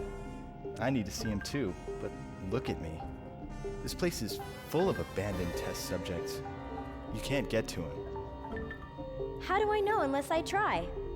I think I have a better shot at it than you. You look bad. You look bad. Maybe you're right. Here, take this. Damn, dude, you messed up. When Charlene comes up to you and is like, you look bad. Who are you, my fierce? Has a gunshot wound. That looks bad. My name's Charlene. Charlene, huh? He just keeps talking even when he's not talking in this cutscene. They only had budget for one animation cycle for him. That started as a joke, but that's probably just actually the truth. They didn't have the time to make another animation set for him. Wow, I completely regret getting the glitch there. So he gave us a Billiana fruit, but you don't have to talk to him for it. That corpse I just walked by will also give you one, just without the dialogue and having to go off the path where you need to go. And that cutscene there with Dying Man is the last we'll see of him, sadly, and also the entire reason he's in love with Charlene, and somehow appears in a volcano. He's like 30 and Charlene's 16. Smile. Ugh. That's not okay. Yeah, moving right along. I don't have a lot of liquid cash. Hopefully these octopus pots will give some more money, but they're being extremely ungenerous with their drops. Oh, I did have the speed boots, right? Not that I can really use them now. Uniquely in this area of the game, I if you know. walk up to the beds here and click on them, you'll heal. Yep. I will not be doing that because I need to be at low health so I can hit them faster. The big difference, right, I was explaining about the differences between Charlene and Darius before I got distracted by for the moment Z glitch. If you hit some things with Charlene, instead of just sort of like flinching backwards, Charlene will just completely fall on her butt and have to get up, and it's incredibly irritating.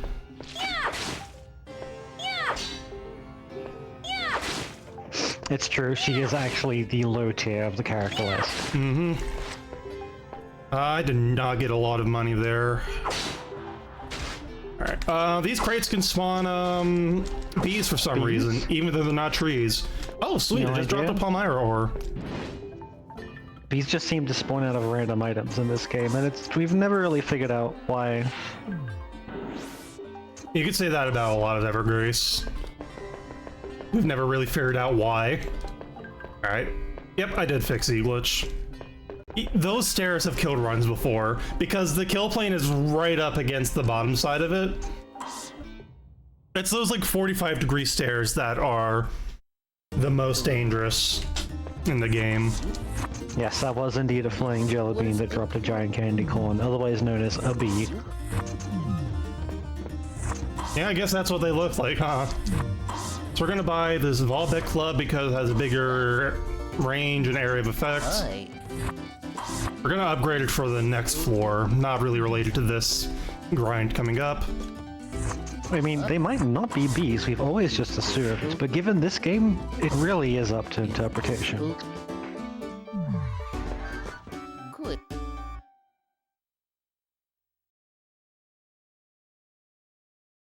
Thankfully, the cotton candy does sell for quite a lot, so...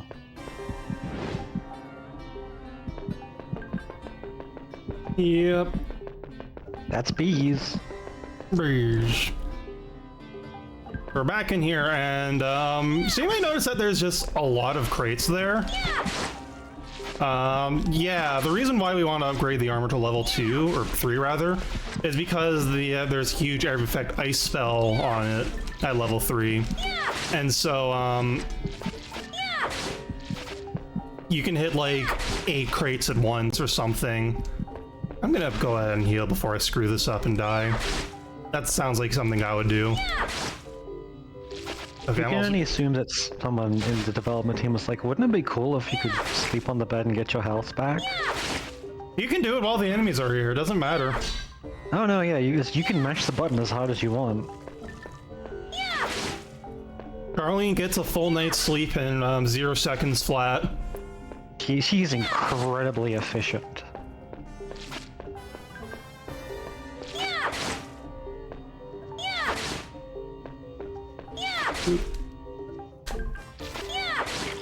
There we go.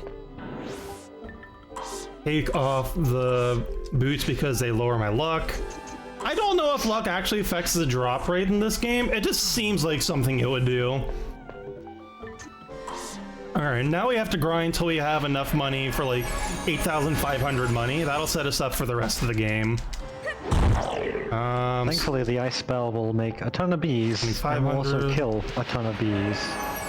Or jelly beans, or little bird balls. 37. We've assumed they're bees, but they're also perfectly spherical and they open a giant mouth and scream when they die, so... 43.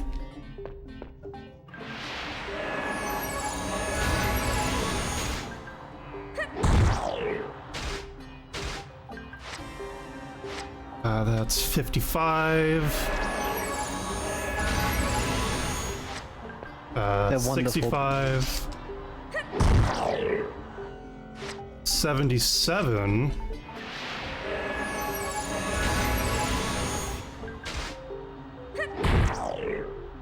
Oh, and some extra money. Well, I didn't. Good thing I didn't need that last one. No, you don't get that one.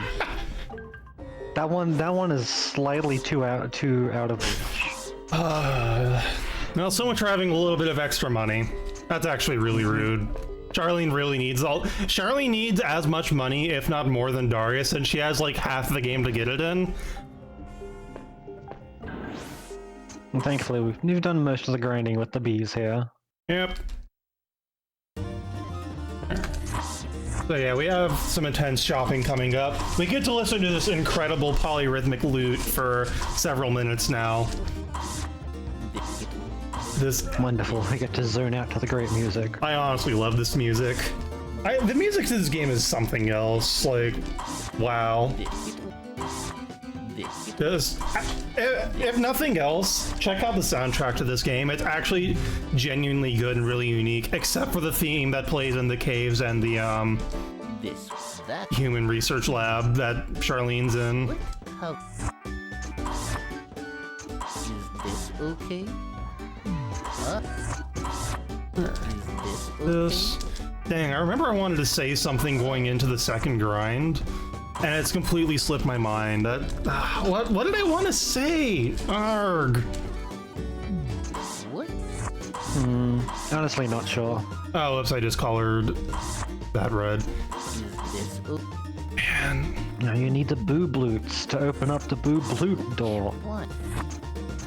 Is our headband naturally is red and needs to be colored blue? Whoops, I forgot to What? not do that. Is this okay?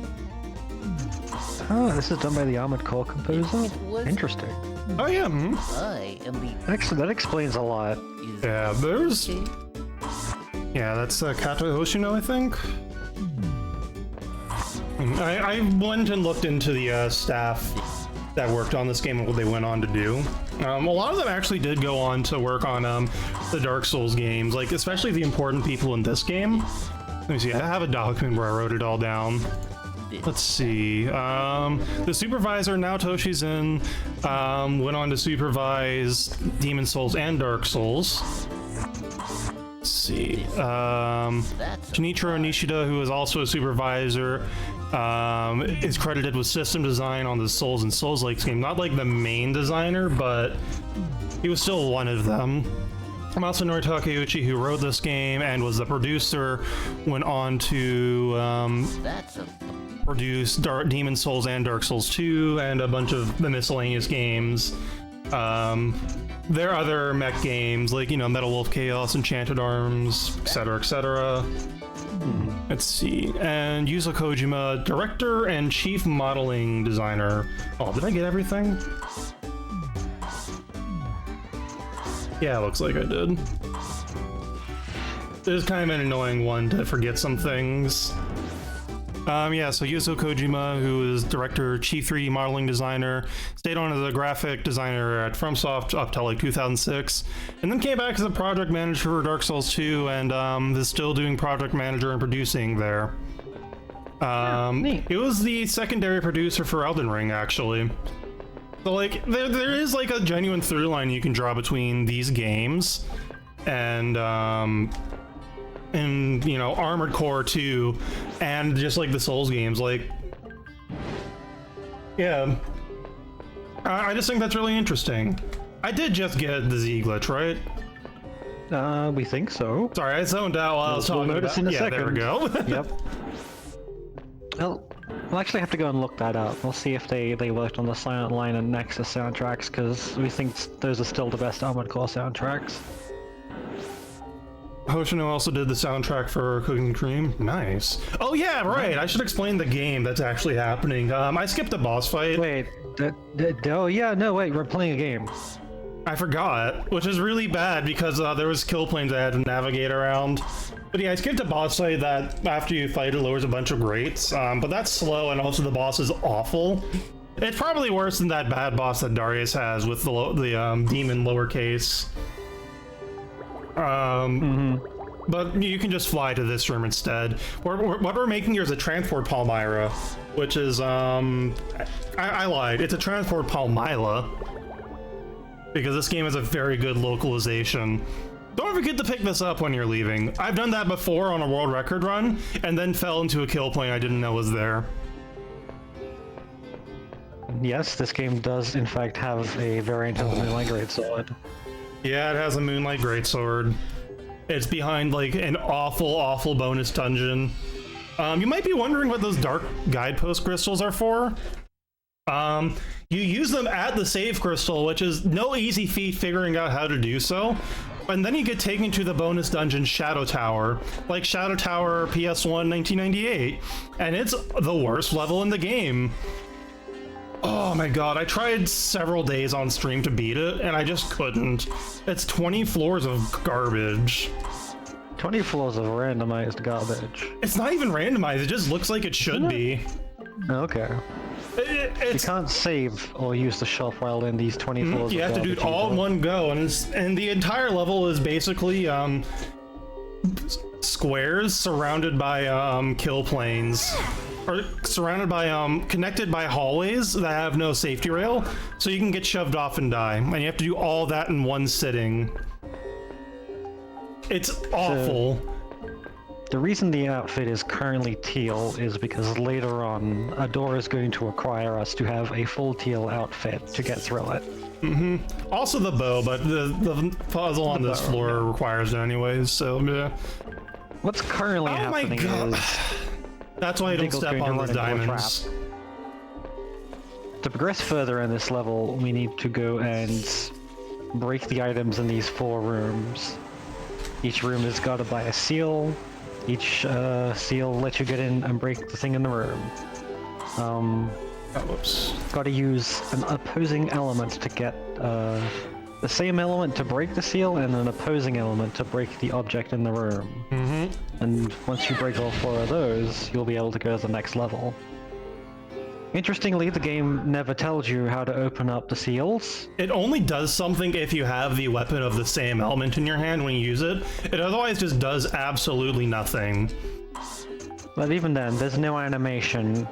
And you would think, oh, you hit the seal to get through it. No, you hit the seal and then you hit the use button, even though there's no use prompt.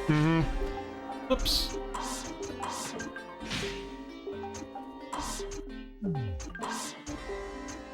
I'm really stumbling through the menuing right now. Okay, last thing about the Shadow Tower bonus dungeon. And you get through all this, this garbage, you know, with all the kill planes. To get to like every 5 floors, to access every 5th floor, you need to kill a certain amount of enemies on the 1st floor. So if you don't figure out what's going on there, you'll have to backtrack all the way to the 1st floor. And then you get to the 20th floor and it's like the worst looking room in the game, and it's probably like actually a huge seizure warning. And it's just a massive headache to look at for more than like 2 seconds. I didn't beat it, I gave up. But you get the Moonlight Greatsword for it. And you also can get a penguin hat for Darius. Well, who wouldn't want a penguin hat? Me, because I don't want to ever go back into Shadow Tower. Okay, that's fine. We'll buy you a penguin hat, though. Oh, thank you.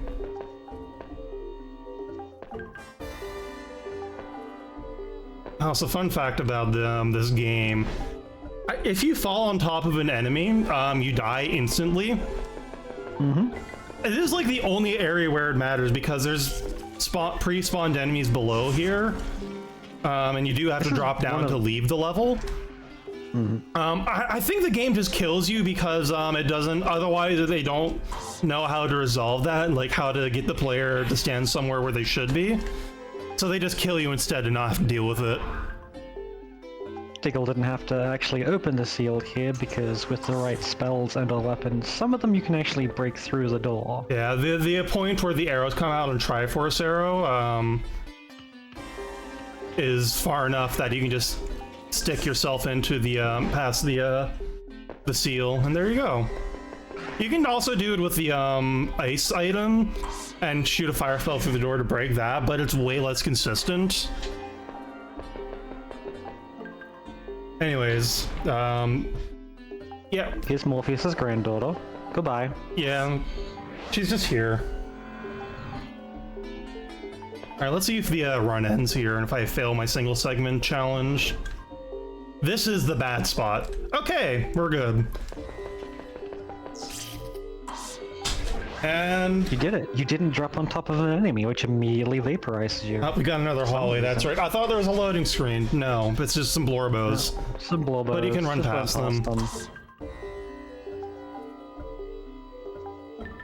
Alright, so this is my least favorite level coming up. We're not going to see why immediately, because we got to go do some other things.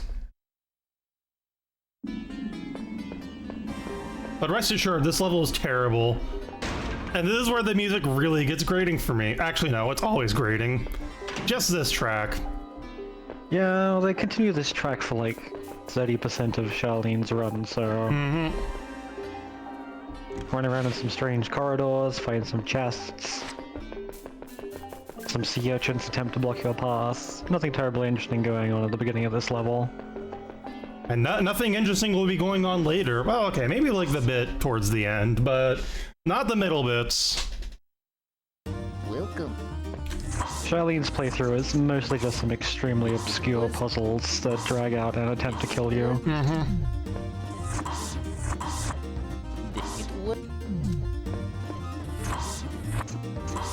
Just selling this. We don't need the stuff at all anymore. This what? This one?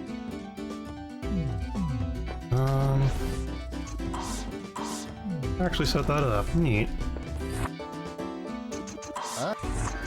Upgrade this. This okay? Is this okay? Is this okay? Good.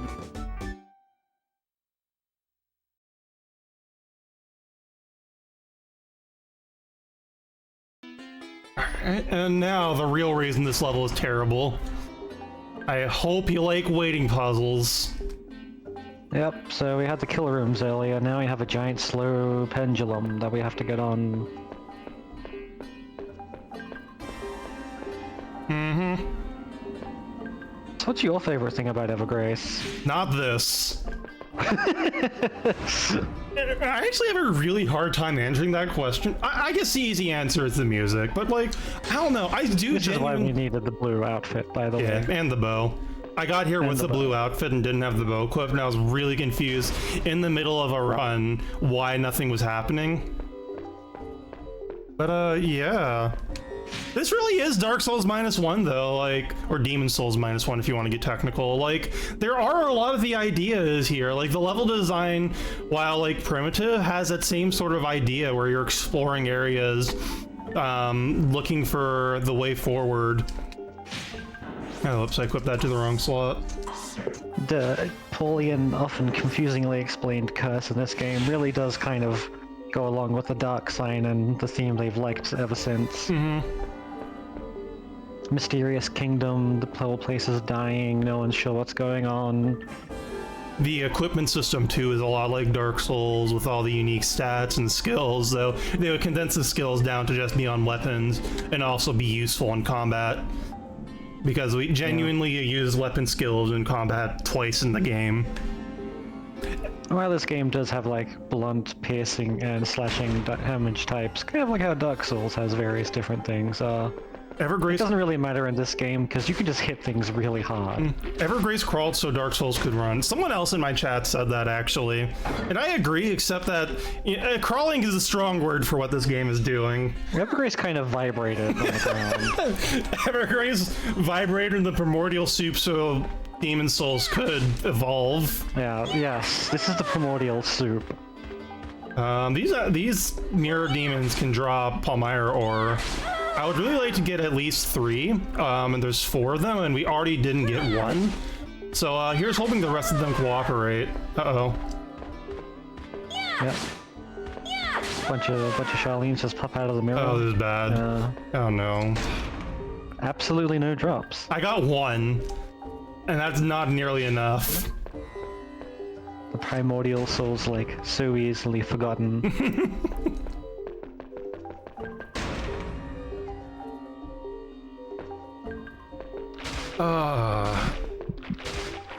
Those are poison, but you can just run through them really fast. Yeah. This armor does have the float skin. No, I missed it! No! Oh well. Everyone take a 5-minute break. Yeah, the way these rooms all work is that they're all loaded in, like, all the levels are loaded in memory at once. Or all of the level, rather. So, like, going between doors is not loading a new area. You're just being teleported. It's really giving you one.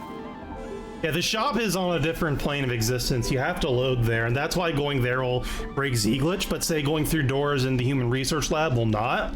And that's why the Z-Glitch is possible, to going into one room, falling off the stairs, and then leaving. That's why that's possible. Got both the keys from those puzzles, so we can go in here now. She looks like Soul Bad Guy, IMO. Anyways, Sienna! Ish. Yep, you walk into this room and a strange puppet Sienna is doing things. It's never explained why. If you buy her bestiary entry, you find out that this is just a Palmyra doll. Ah, it's a doll. Yeah. It looks like Sienna. This is being bad. Oh, okay. If you attack her from max range, she won't block for some reason, but actually lining that up is really annoying, especially when she floats around like that. There we go. So is that implying that like Morpheus handcrafted the doll? I guess. It just grabbed a bunch of ore and whittled down a doll out of it, huh? Yeah. This is where we're gonna have to recover some extra money, because the enemies here can drop Palmyra ore. They also just drop a fair amount of money anyways. We have no particular idea why she appears in the volcano after killing that that fake Sienna. She just does. She got sent here because the developers were. Ba-da-bum. Okay, hold up. So you might be worried that I haven't saved it all. Don't worry, I have backup saves pre-planned because this game is trash. Oh no. My last save is in the terrible spinny area. Yep, that's gonna be back up. So let's talk about saving and loading in this game. Saving in this game takes a minute every time. And it's terrible. And even checking the memory card takes longer the more save files you have on a card. So like if you have 16 save files on a memory card, it genuinely takes 2 minutes to check a memory card, when like I've never seen a game take more than 5 seconds. So like I genuinely bought like 3 extra memory cards just for this marathon, so I could put like 4 backup saves each on these memory cards, so I didn't have, in case I died to garbage like that. Yeah, I need to load the second save file on this. Yep, card 3, save 2. I don't know. It loads fast. Like you just saw, it took a reasonable amount of time. I just don't know how they got the check memory cards so bad, and how it gets worse with every single save file you add to it. It's genuinely incredible. This would be a great place for donations. Oh, I was so excited to get a deathless run, and then no, I just got knocked into the lava. That was like immaculately timed. The enemy was casting an animation before you were even on screen. Don't forget to put your bow on. Oh, you're right. I almost walked out of here. Gotta get the key before you leave. I've done that before and was so sad. Forgetting a key in this area is the worst thing ever, because now you have to sit through 4 extra spins of the torture wheel. Oh yeah, this would be a good place for donations. It was mostly just a joke.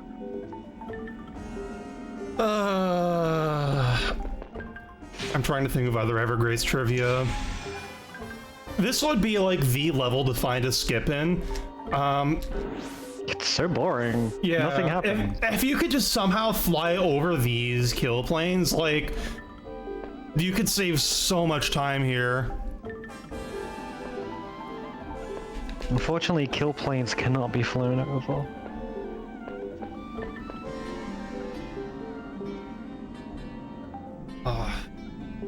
It took me 82 tries or 83 tries to finish one single segment run of this game. Also, that was world record by 17 minutes, because this game is nonsense.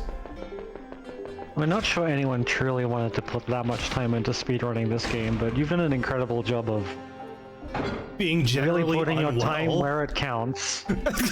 Yeah, sure, let's go with that. You spent time. Oh. Back to killing these Siennas. Hopefully they'll drop some Palmyra. Alright, there's one. This time. 2. Yo, we got enough money. Okay, that was actually an intentional death that I pretended to make look bad. So I could get more money here. That was just my big brain strat to get money. Do it again. No, yeah, this was all planned in the books. This is just simply a carefully scripted N% showcase run about friendship.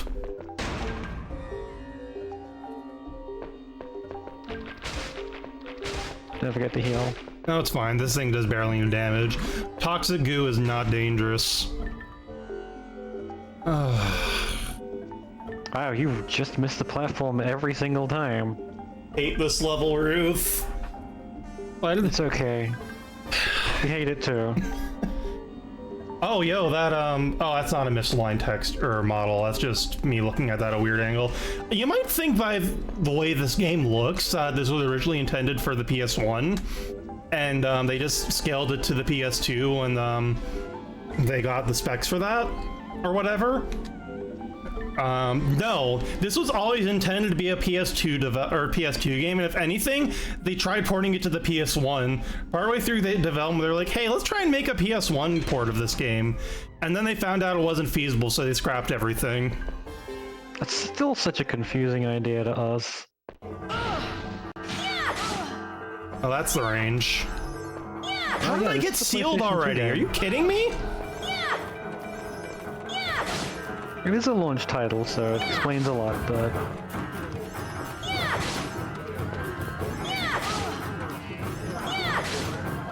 Yeah, finding the exact range where she won't block you is incredibly tedious, even with the pattern on the floor to help. Oh, and sometimes, we haven't really talked about it, but sometimes characters will just turn away from the enemy as they're attacking. Yeah, the camera will just be a little bit antsy, and sometimes when you're trying to land an attack, it'll just turn around and your character will spin in place. Yeah, it's complete nonsense and guff. Alright, we're gonna treat this enemy with the respect it deserves, because it is a guaranteed spawn. It is just there the entire time. It didn't just kill you last time, it like read your move like a fighting game. I just got the hard read on me. It hard read you and threw you off. You just walked straight into a grapple instead of attacking it. They were supposed to do something else, aka not murder me.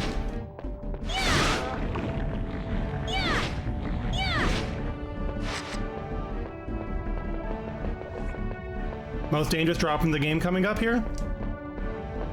I got it. If I had been 1 foot to the left, I would have died of lava again. That actually killed a lot of runs.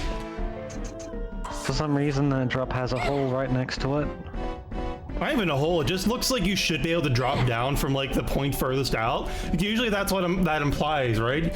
But if you try to drop from that point that you would be intuitively drawn towards, you die. Oh yeah, no, we just mean like if you look at the mini-map on that area, that's very clear like an extremely teeny hole in it. I almost just died again there with how close I got to that ledge. Yes, please be careful, Sonic 06.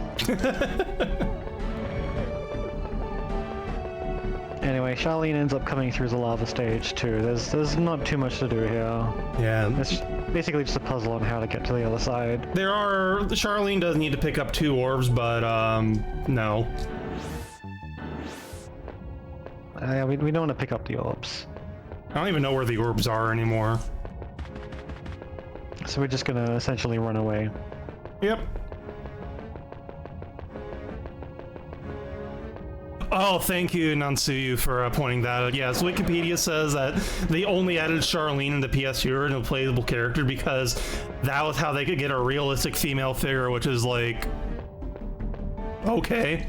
Anyways, here's this guy who, for the longest time, I thought was just a guy with flayed skin. No, it's worse than that. But first, best line read coming up.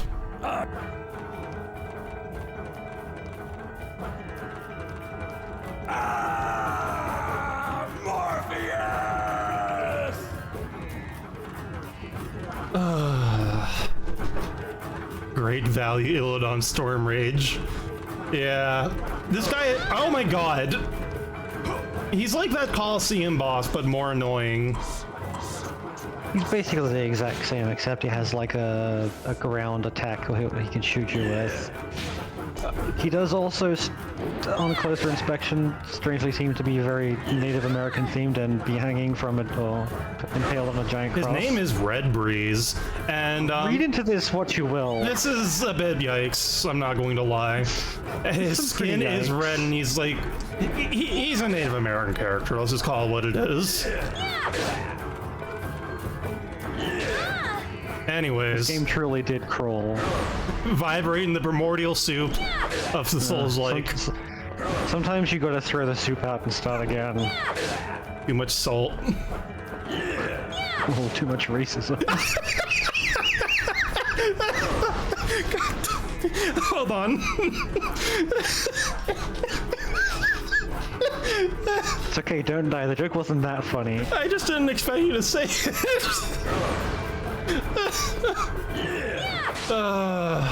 This cutscene, by the way, will explain everything. And it definitely won't contradict the last cutscene that took place in the Fruit Core. Oh no, yeah, this is the cutscene that really does tie all the plot elements together. People hated me. Betrayed me. All because of the crest. It was a long, long dream. Why is that? What is the crest anyway? Crests don't have much power to begin with, but only a few people have them. Ordinary people don't have them. The crest, That's is it because of powerful? the Does it have powers? The Who knows? cowardliness of the have-nots. I was a test subject for a long time, but there's nothing special about So I don't know why Morpheus was excited to get another a test subject with the crest, like he hadn't had one before when this guy exists. as long as you. He also just said there's nothing special about him, so he has the crest, but the crest doesn't do anything, we guess. But also, But like, he's also it does do immortal things, concept. actually. Like, send you to Rubain. It sends you he's to the also, like, Shadow Realm if immortal? you, get really angry. I'll send you to the. And, like, it can literally end the world, question mark, according to the novelization. See all and know all. Yeah, so apparently this allows him to die for real this time, for real. We're so kind and thoughtful for killing him. Ending his agony that he just teleports us to the next part of the game. Mother of. And get the mother of question mark, grants us protection. Assumably a tree of some kind. It's probably the mother of all things, which is the Billiana tree.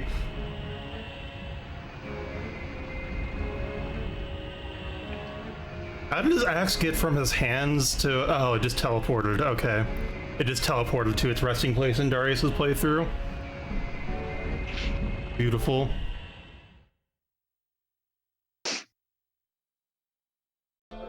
If anything is misunderstood in this game, given that it's a FromSoft game, just point at a tree and say... Just say it's like really sophisticated storytelling where, like, you know, you get contradictory information. It all comes down to trees. Yeah, hug the trees. Just say it's really next level writing. Where, like, multiple contradictory information can exist in the same space.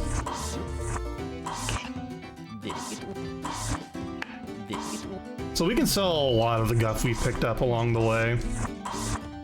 We still need to keep the Solta bow for another thing coming up.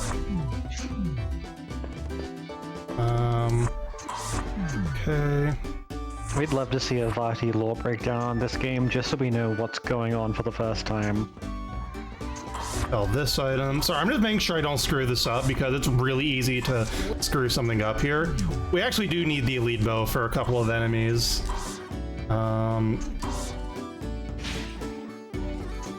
There will be one particular boss that's needed for too.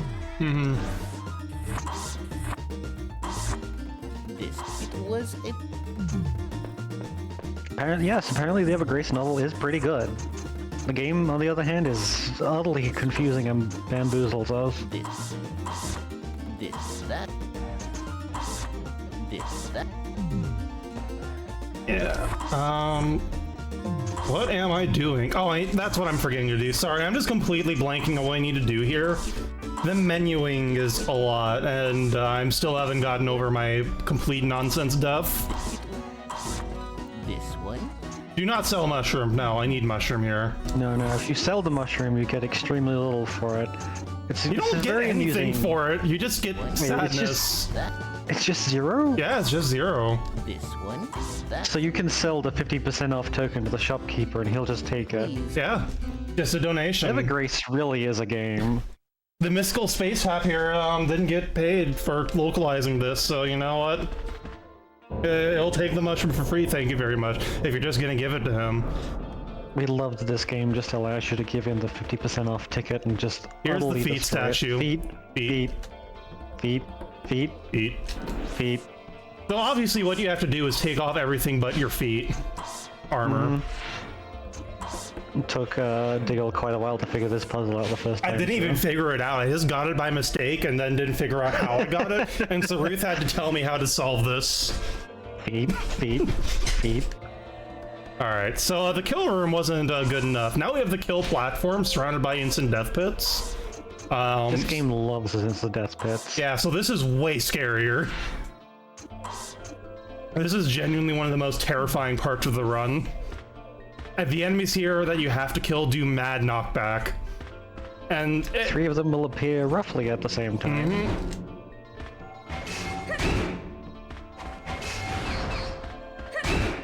And they're all varying different sizes, which makes the hitboxes different, and the hurtboxes different too, so it's kind of easy to get knocked off if you're not careful. All the enemies are subject to some kind of size randomization, I guess just for variety's sake. There's not a lot of enemies in the game, they had to do something. They have a chance of dropping an accessory, which I don't even need to sell at this point, probably. I should get enough money just incidentally that I don't need to, grind anymore after this. Or specifically grind. Also, yeah, this is the longest weapon in the game by a mile. It's actually great. It's very useful. Oh, there's that accessory. You know what? I don't need to mess with you anymore. Bye. Just hit the bricks. And this is the other thing, this is what you need the Solta bow for. Naturally take off everything but your feet and your bow, and there you go. Oh no, I forgot the... You forgot the boots. Oh no, it was a specific pair of boots. No, I forgot. Well, you're gonna have to go back through the feet statue.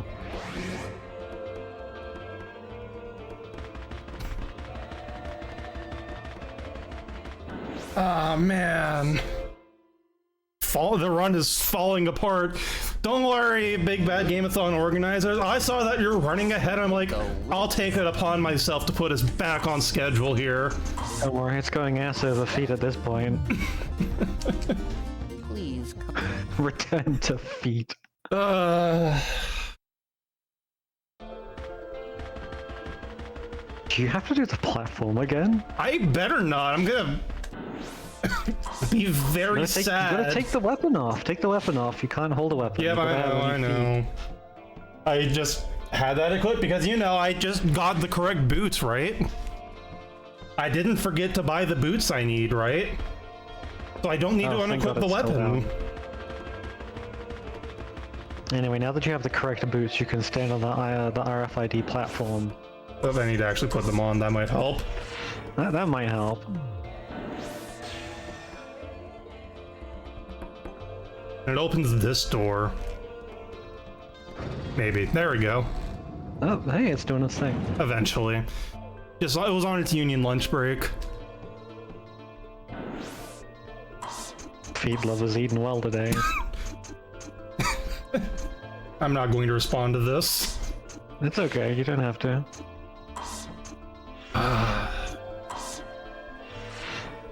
I don't even need the woven boots for anything else. I'm just selling them after this, if I even need the money. Yeah, it's the only part of the game you need them in. You just have to wear them and stand on that statue to activate the door. Locked. Oh, I screwed up, right. Oh man, I'm completely forgetting this area. Wow, right, this area is reversed from Darius's. Wait, what? What? That's not supposed to open now. That's supposed to break after you go through here. What's going on?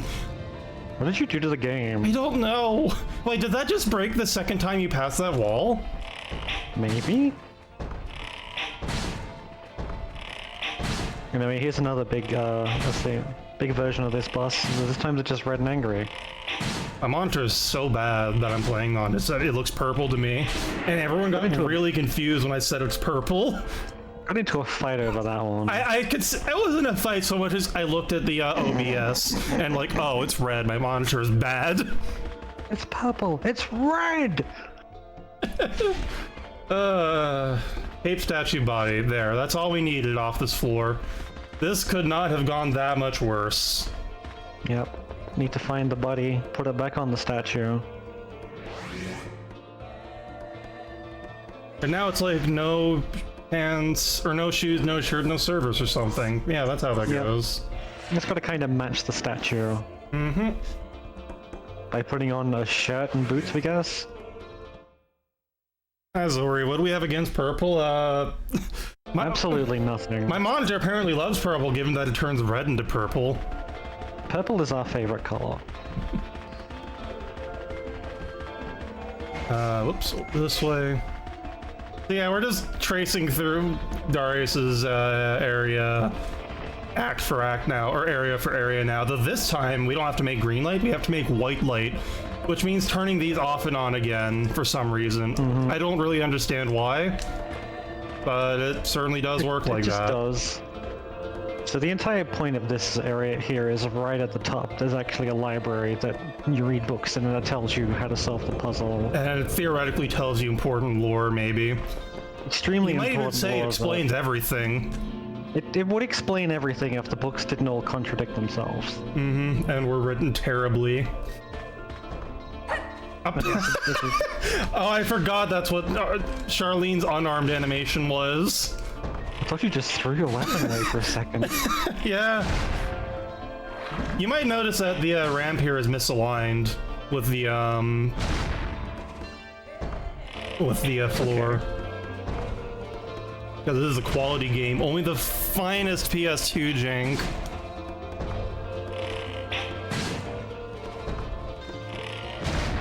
Alright, I should be at low enough health that I can just attack this guy till he's dead. This enemy is actually really annoying because if you want to do this vaguely efficiently, you have to take damage until you hit a certain threshold, because then you regenerate stamina fast enough to stun lock it. Anyways, we just got head from a giant. Diggle, you can't say such things. I already did. Stop me. Yeah. The giant did drop the head of the statue, which we will now put on the rest of the statue. Which will allow us to go to the next zone.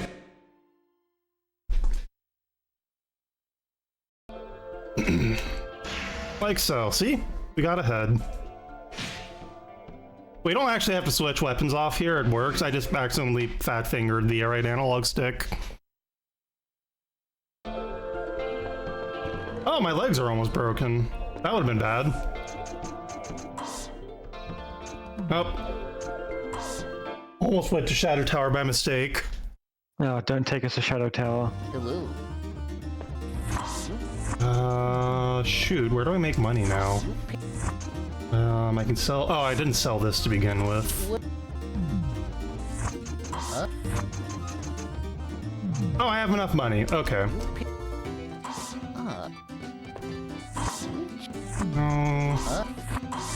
Yes. Okay. Katana it kind of sucks that the katana ends up what you use for the final boss, because it has really low durability. You can buy items to repair it, of course, but for Charlene, they only become available at literally the last shop in the game. The final checkpoint, yeah. Yeah, it's kind of oof. Yeah, I've got everything here. Let's put everything on that I need to have on.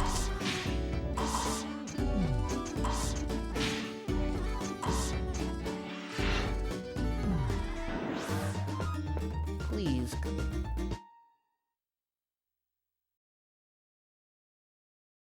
Almost through Charlene's side of the story, though. Soaring Tower upper part. Yep. Oh god. Oh man, I almost died again. This is just literally the exact same as Darius's. Yeah, right down to the kill rooms. Woo. Wonderful kill rooms back again. But after we get through this, it'll be the final part of the game. Yep.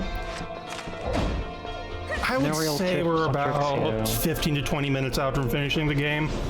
If I don't do an oopsie and die. I shouldn't, though, probably. Oh, this kill room is even worse because I feel like the enemies here have a lower spawn rate, and also you deal less damage to them. Well, and sometimes you just miss. Hey, hold up, I can put on an item here. Which one's here? I think this one. Also, yeah, whatever accessory you put on just appears behind your head floating, like some kind of familiar. It's really weird looking, and also these enemies don't block, that's right. Can't believe they managed to make like a scrolling stage, but somehow make it the time it wastes randomized. Only in Evergrace. Only in Evergrace. Let me see what else I can pull out of my bag of trivia for this game.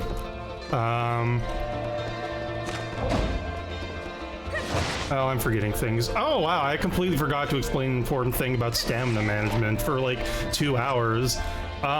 So if you use a skill, it takes like 3 seconds to start regenerating stamina. But if you sprint, that only takes 1.5 seconds, and that'll cancel the skill cooldown. So like, basically after every dash or crush, I'm gonna do a micro sprint, and have been doing a micro sprint, and that regenerates stamina faster so I can dash more.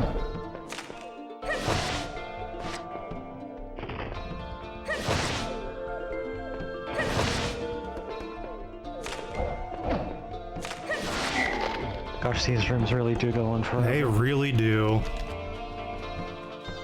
How's the weather over there? Wet. I think the tropical storm is hitting tomorrow, or really passing by. It was raining last night a lot. But for now, we are fine. Ow. There really is nothing interesting to say about this room. Yeah, it sucks, you know, just... A kill room so nice, they use it twice. Twice, because, you know, Darius has a second kill room. At least for Charlene's second kill room is way faster than the first one.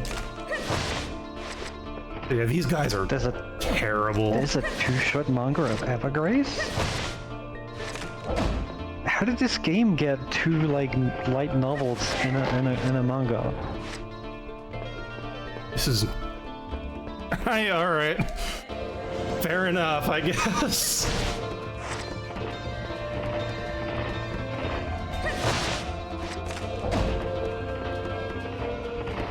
Boop. Should take some damage so I can regenerate stamina faster. It's okay if we break a few bones in the process. Just please, we must escape this sooner. Charlene's frying pan has 2 eggs, while Darius has 1. Sometimes it's spelled frying pan. Right, the very first time I played this game, I had a text corruption glitch where the frying pan just became the frying pan with a V. I don't know why. I've stayed the entire game too. I think it fell off after a bit. But yeah, that was an incredible moment realizing something had gone very wrong.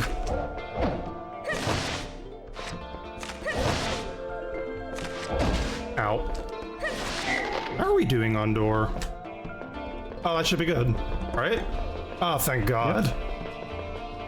Well, now they can render that accurate female form, you can get through the door, question mark?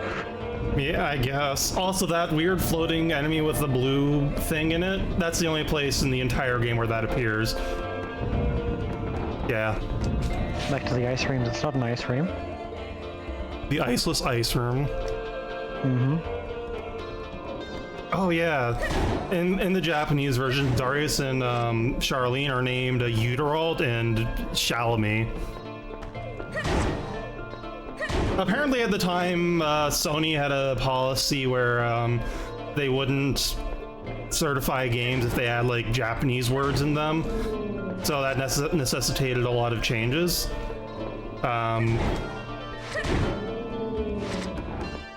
And just like generally in PS2 games that were localized, I mean, it was a weird time. I like the name Shyamalan, but it is a strange name. Yeah. I don't think it's even like a Japanese... No, it's not even a Japanese name. I think it's just a made-up name. Butyrol probably is, too. Doesn't sound real, but I could be wrong. Butyrol sounds like a medication. Sorry to Uterols out there. Oh, ask your doctor about Butyrol today if things are just making too much sense. Is the world too lucid? Does reality make too much sense?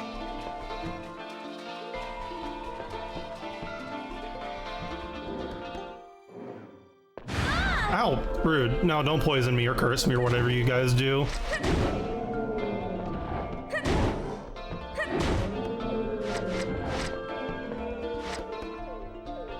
Alright, one more set of enemies and I should be good. Oh, yeah, annoying things you can do in this room. If you knock an enemy off screen the wrong way, they'll, get deallocated. And then that doesn't count for opening the door, and you have to wait for another set of spawns. Shalami does sound too close to salami. Why are you spawning out there? I've had problems with enemies spawning outside the door and not counting for the door. Okay, that worked. Oh, you can just get through. Thank God. Oh God, we can finally escape this area.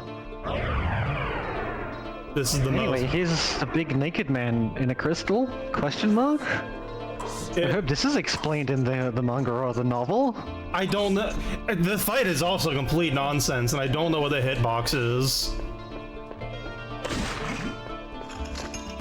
Other than bad. So you'll hit shots that you really look like you shouldn't, and then miss shots that go directly through it. Yeah, that's this fight in a nutshell. I don't like this fight. Ow. Yeah, there is no... There's no real tactic here outside of shoot it as fast as you can, because the hitbox is... very Dark Souls. It is beyond the Dark Souls. Sometimes you shoot the ground and this boss takes damage. Yeah, like that.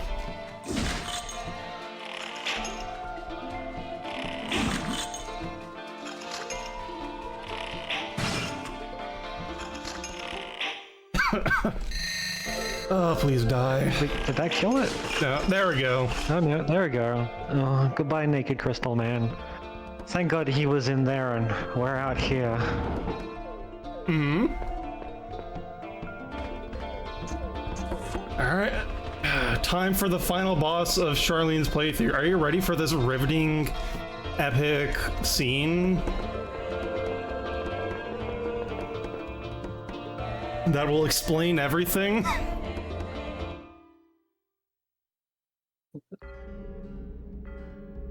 Somewhere out there, someone's like, this is not going to explain anything.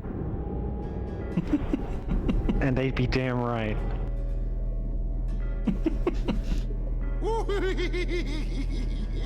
She's here. Pretty darn quick. Old man. Charlene. Morning. Why'd you come here? So And Santa's out there, and Charlene we're gets out here there, and first. we're in there, and Santa's out there, and where's the caveman? Right?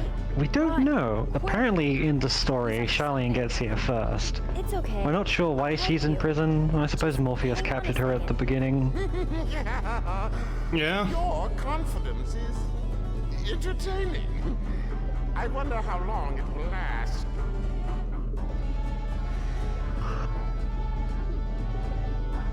Stop. Morpheus, what are you doing? Trandon!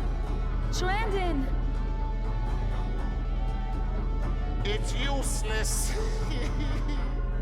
Even you can't get out of that room. What's that? That's not possible. Just not. It's just not possible. This light, it's the same as... Remember when Red Breeze said that the crest doesn't have any power? Really? This keeps up. That was just wrong.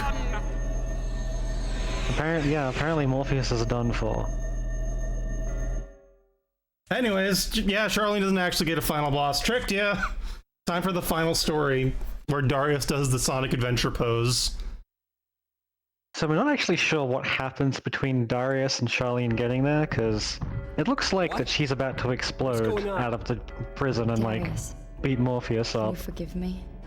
But when we get here, Charlene's stuck in prison freaking out. Don't worry about it. I'll save Charlene. I promise.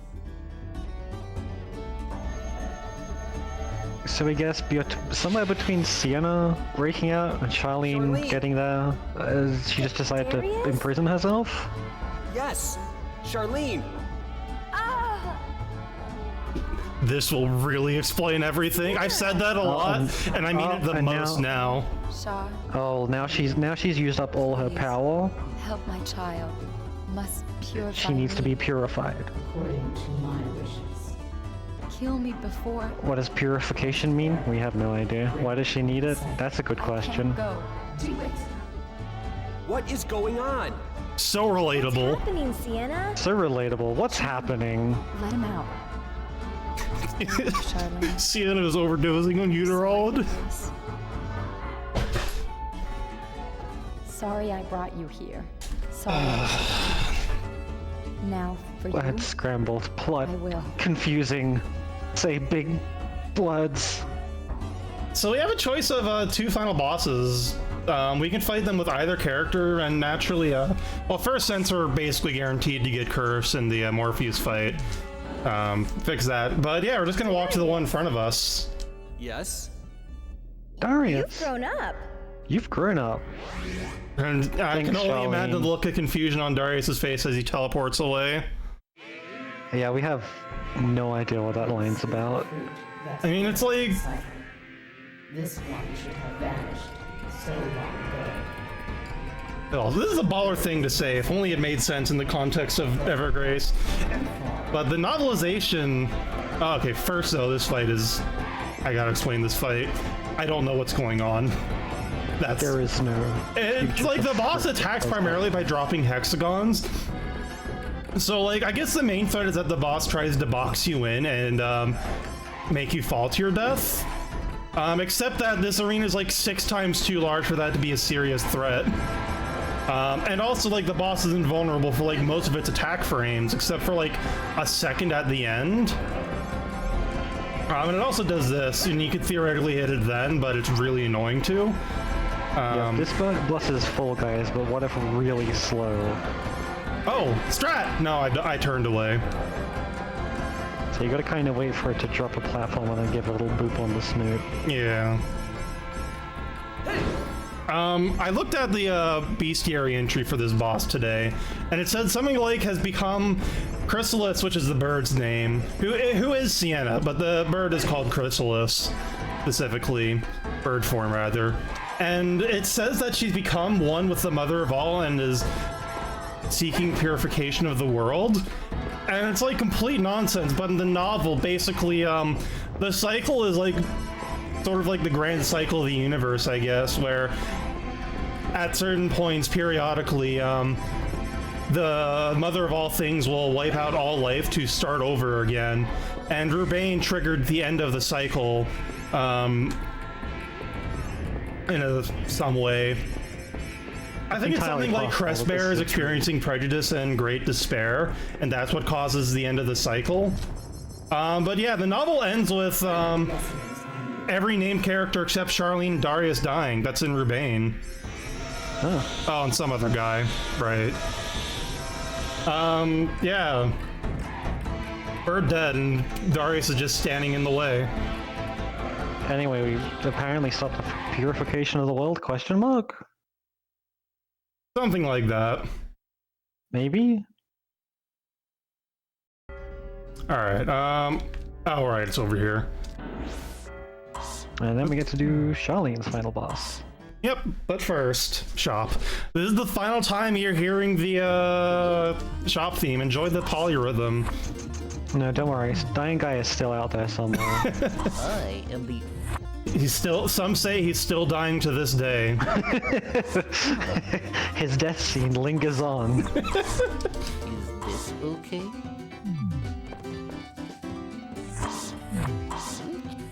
I can buy this. Well, I should be able to make a little more cash here somehow. I can sell this because the Sacred Rod heals the final boss. Truly, you're always dying until you're finished doing it. This, that,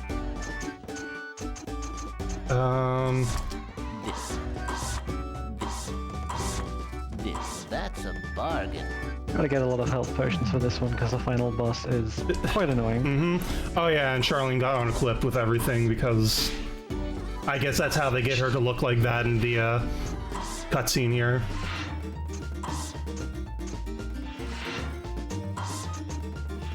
Right, so you know, obviously this is an incredibly janky PS2 RPG, and you know, would it really be a janky PS2 RPG? I started this too soon.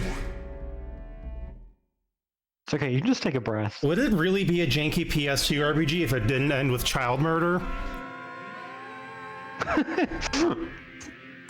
Yoko Taro would be so proud. So, the final boss of this game is the Demon Baby. And it takes place in the final boss from Sekiro. Isn't it also Elden Ring, or...? It's probably a fight in Elden Ring and a bunch of flowers. Yeah. It's kind of interesting how Elden Ring and Evergrace are both about trees, big trees even. This fight is Everything in the complete. Dark Souls game is a tree. Yeah. This fight is complete nonsense, by the way. This kid flies around and fires projectiles at you that are really annoying to dodge. If you're too close to him, he'll do an overhead sword smash that's really difficult to dodge. And sometimes he'll just touch down. But if you don't attack him quick enough, he explodes at you for a lot of damage. Yeah. I keep feeling the moon presence is about to descend.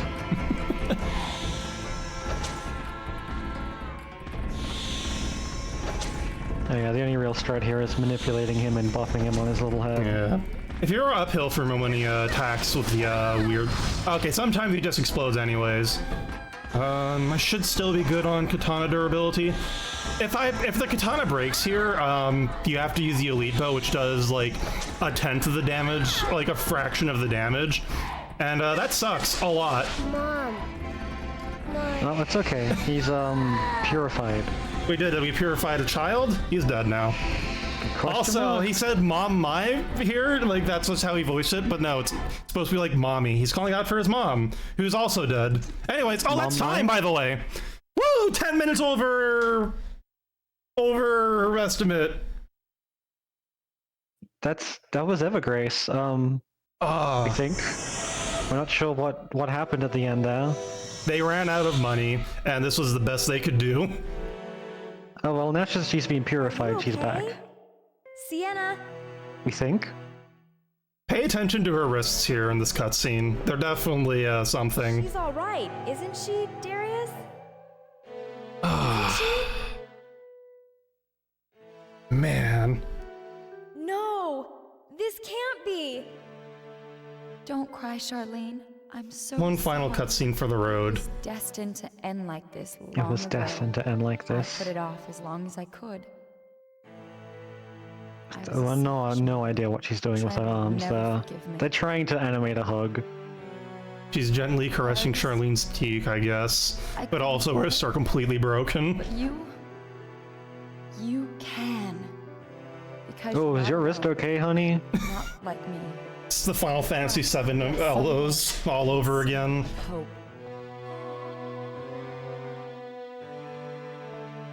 With the last of my dying I love seeing female form so accurately.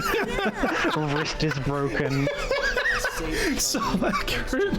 She's got jello stains or jam stains on her shirt. Just a mess right now. Thank you, Darius. If the cycle permits, I guess that was where you stabbed her in the soul or something. With a hammer, yeah. I mean, we've already established that hammers are stabbing weapons, and there she goes. Sienna! She just vibrates and disappears too, like Morpheus. And Charlene's just like saying, "Oh no, Sienna," in the tone of like, "Ah, heck, she just left her house keys behind and locked herself out." Ah, gosh. Heck darn it.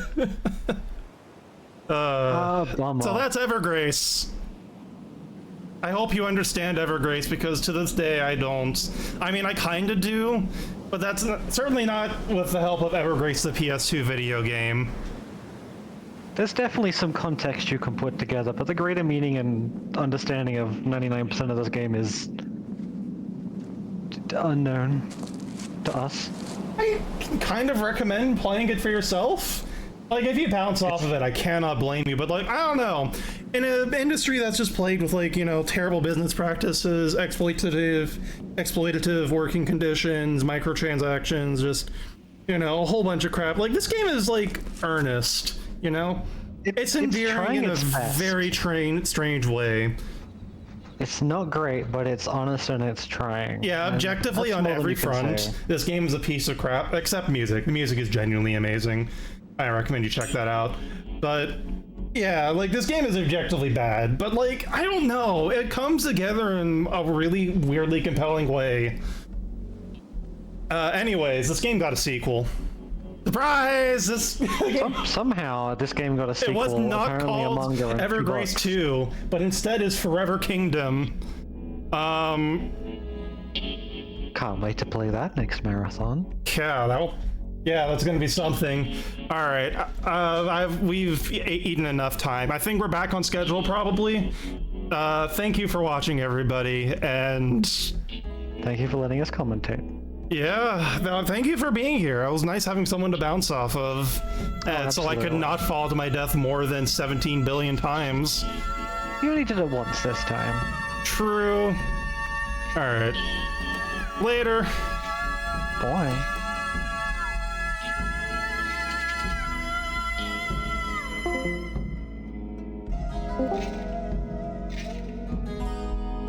Do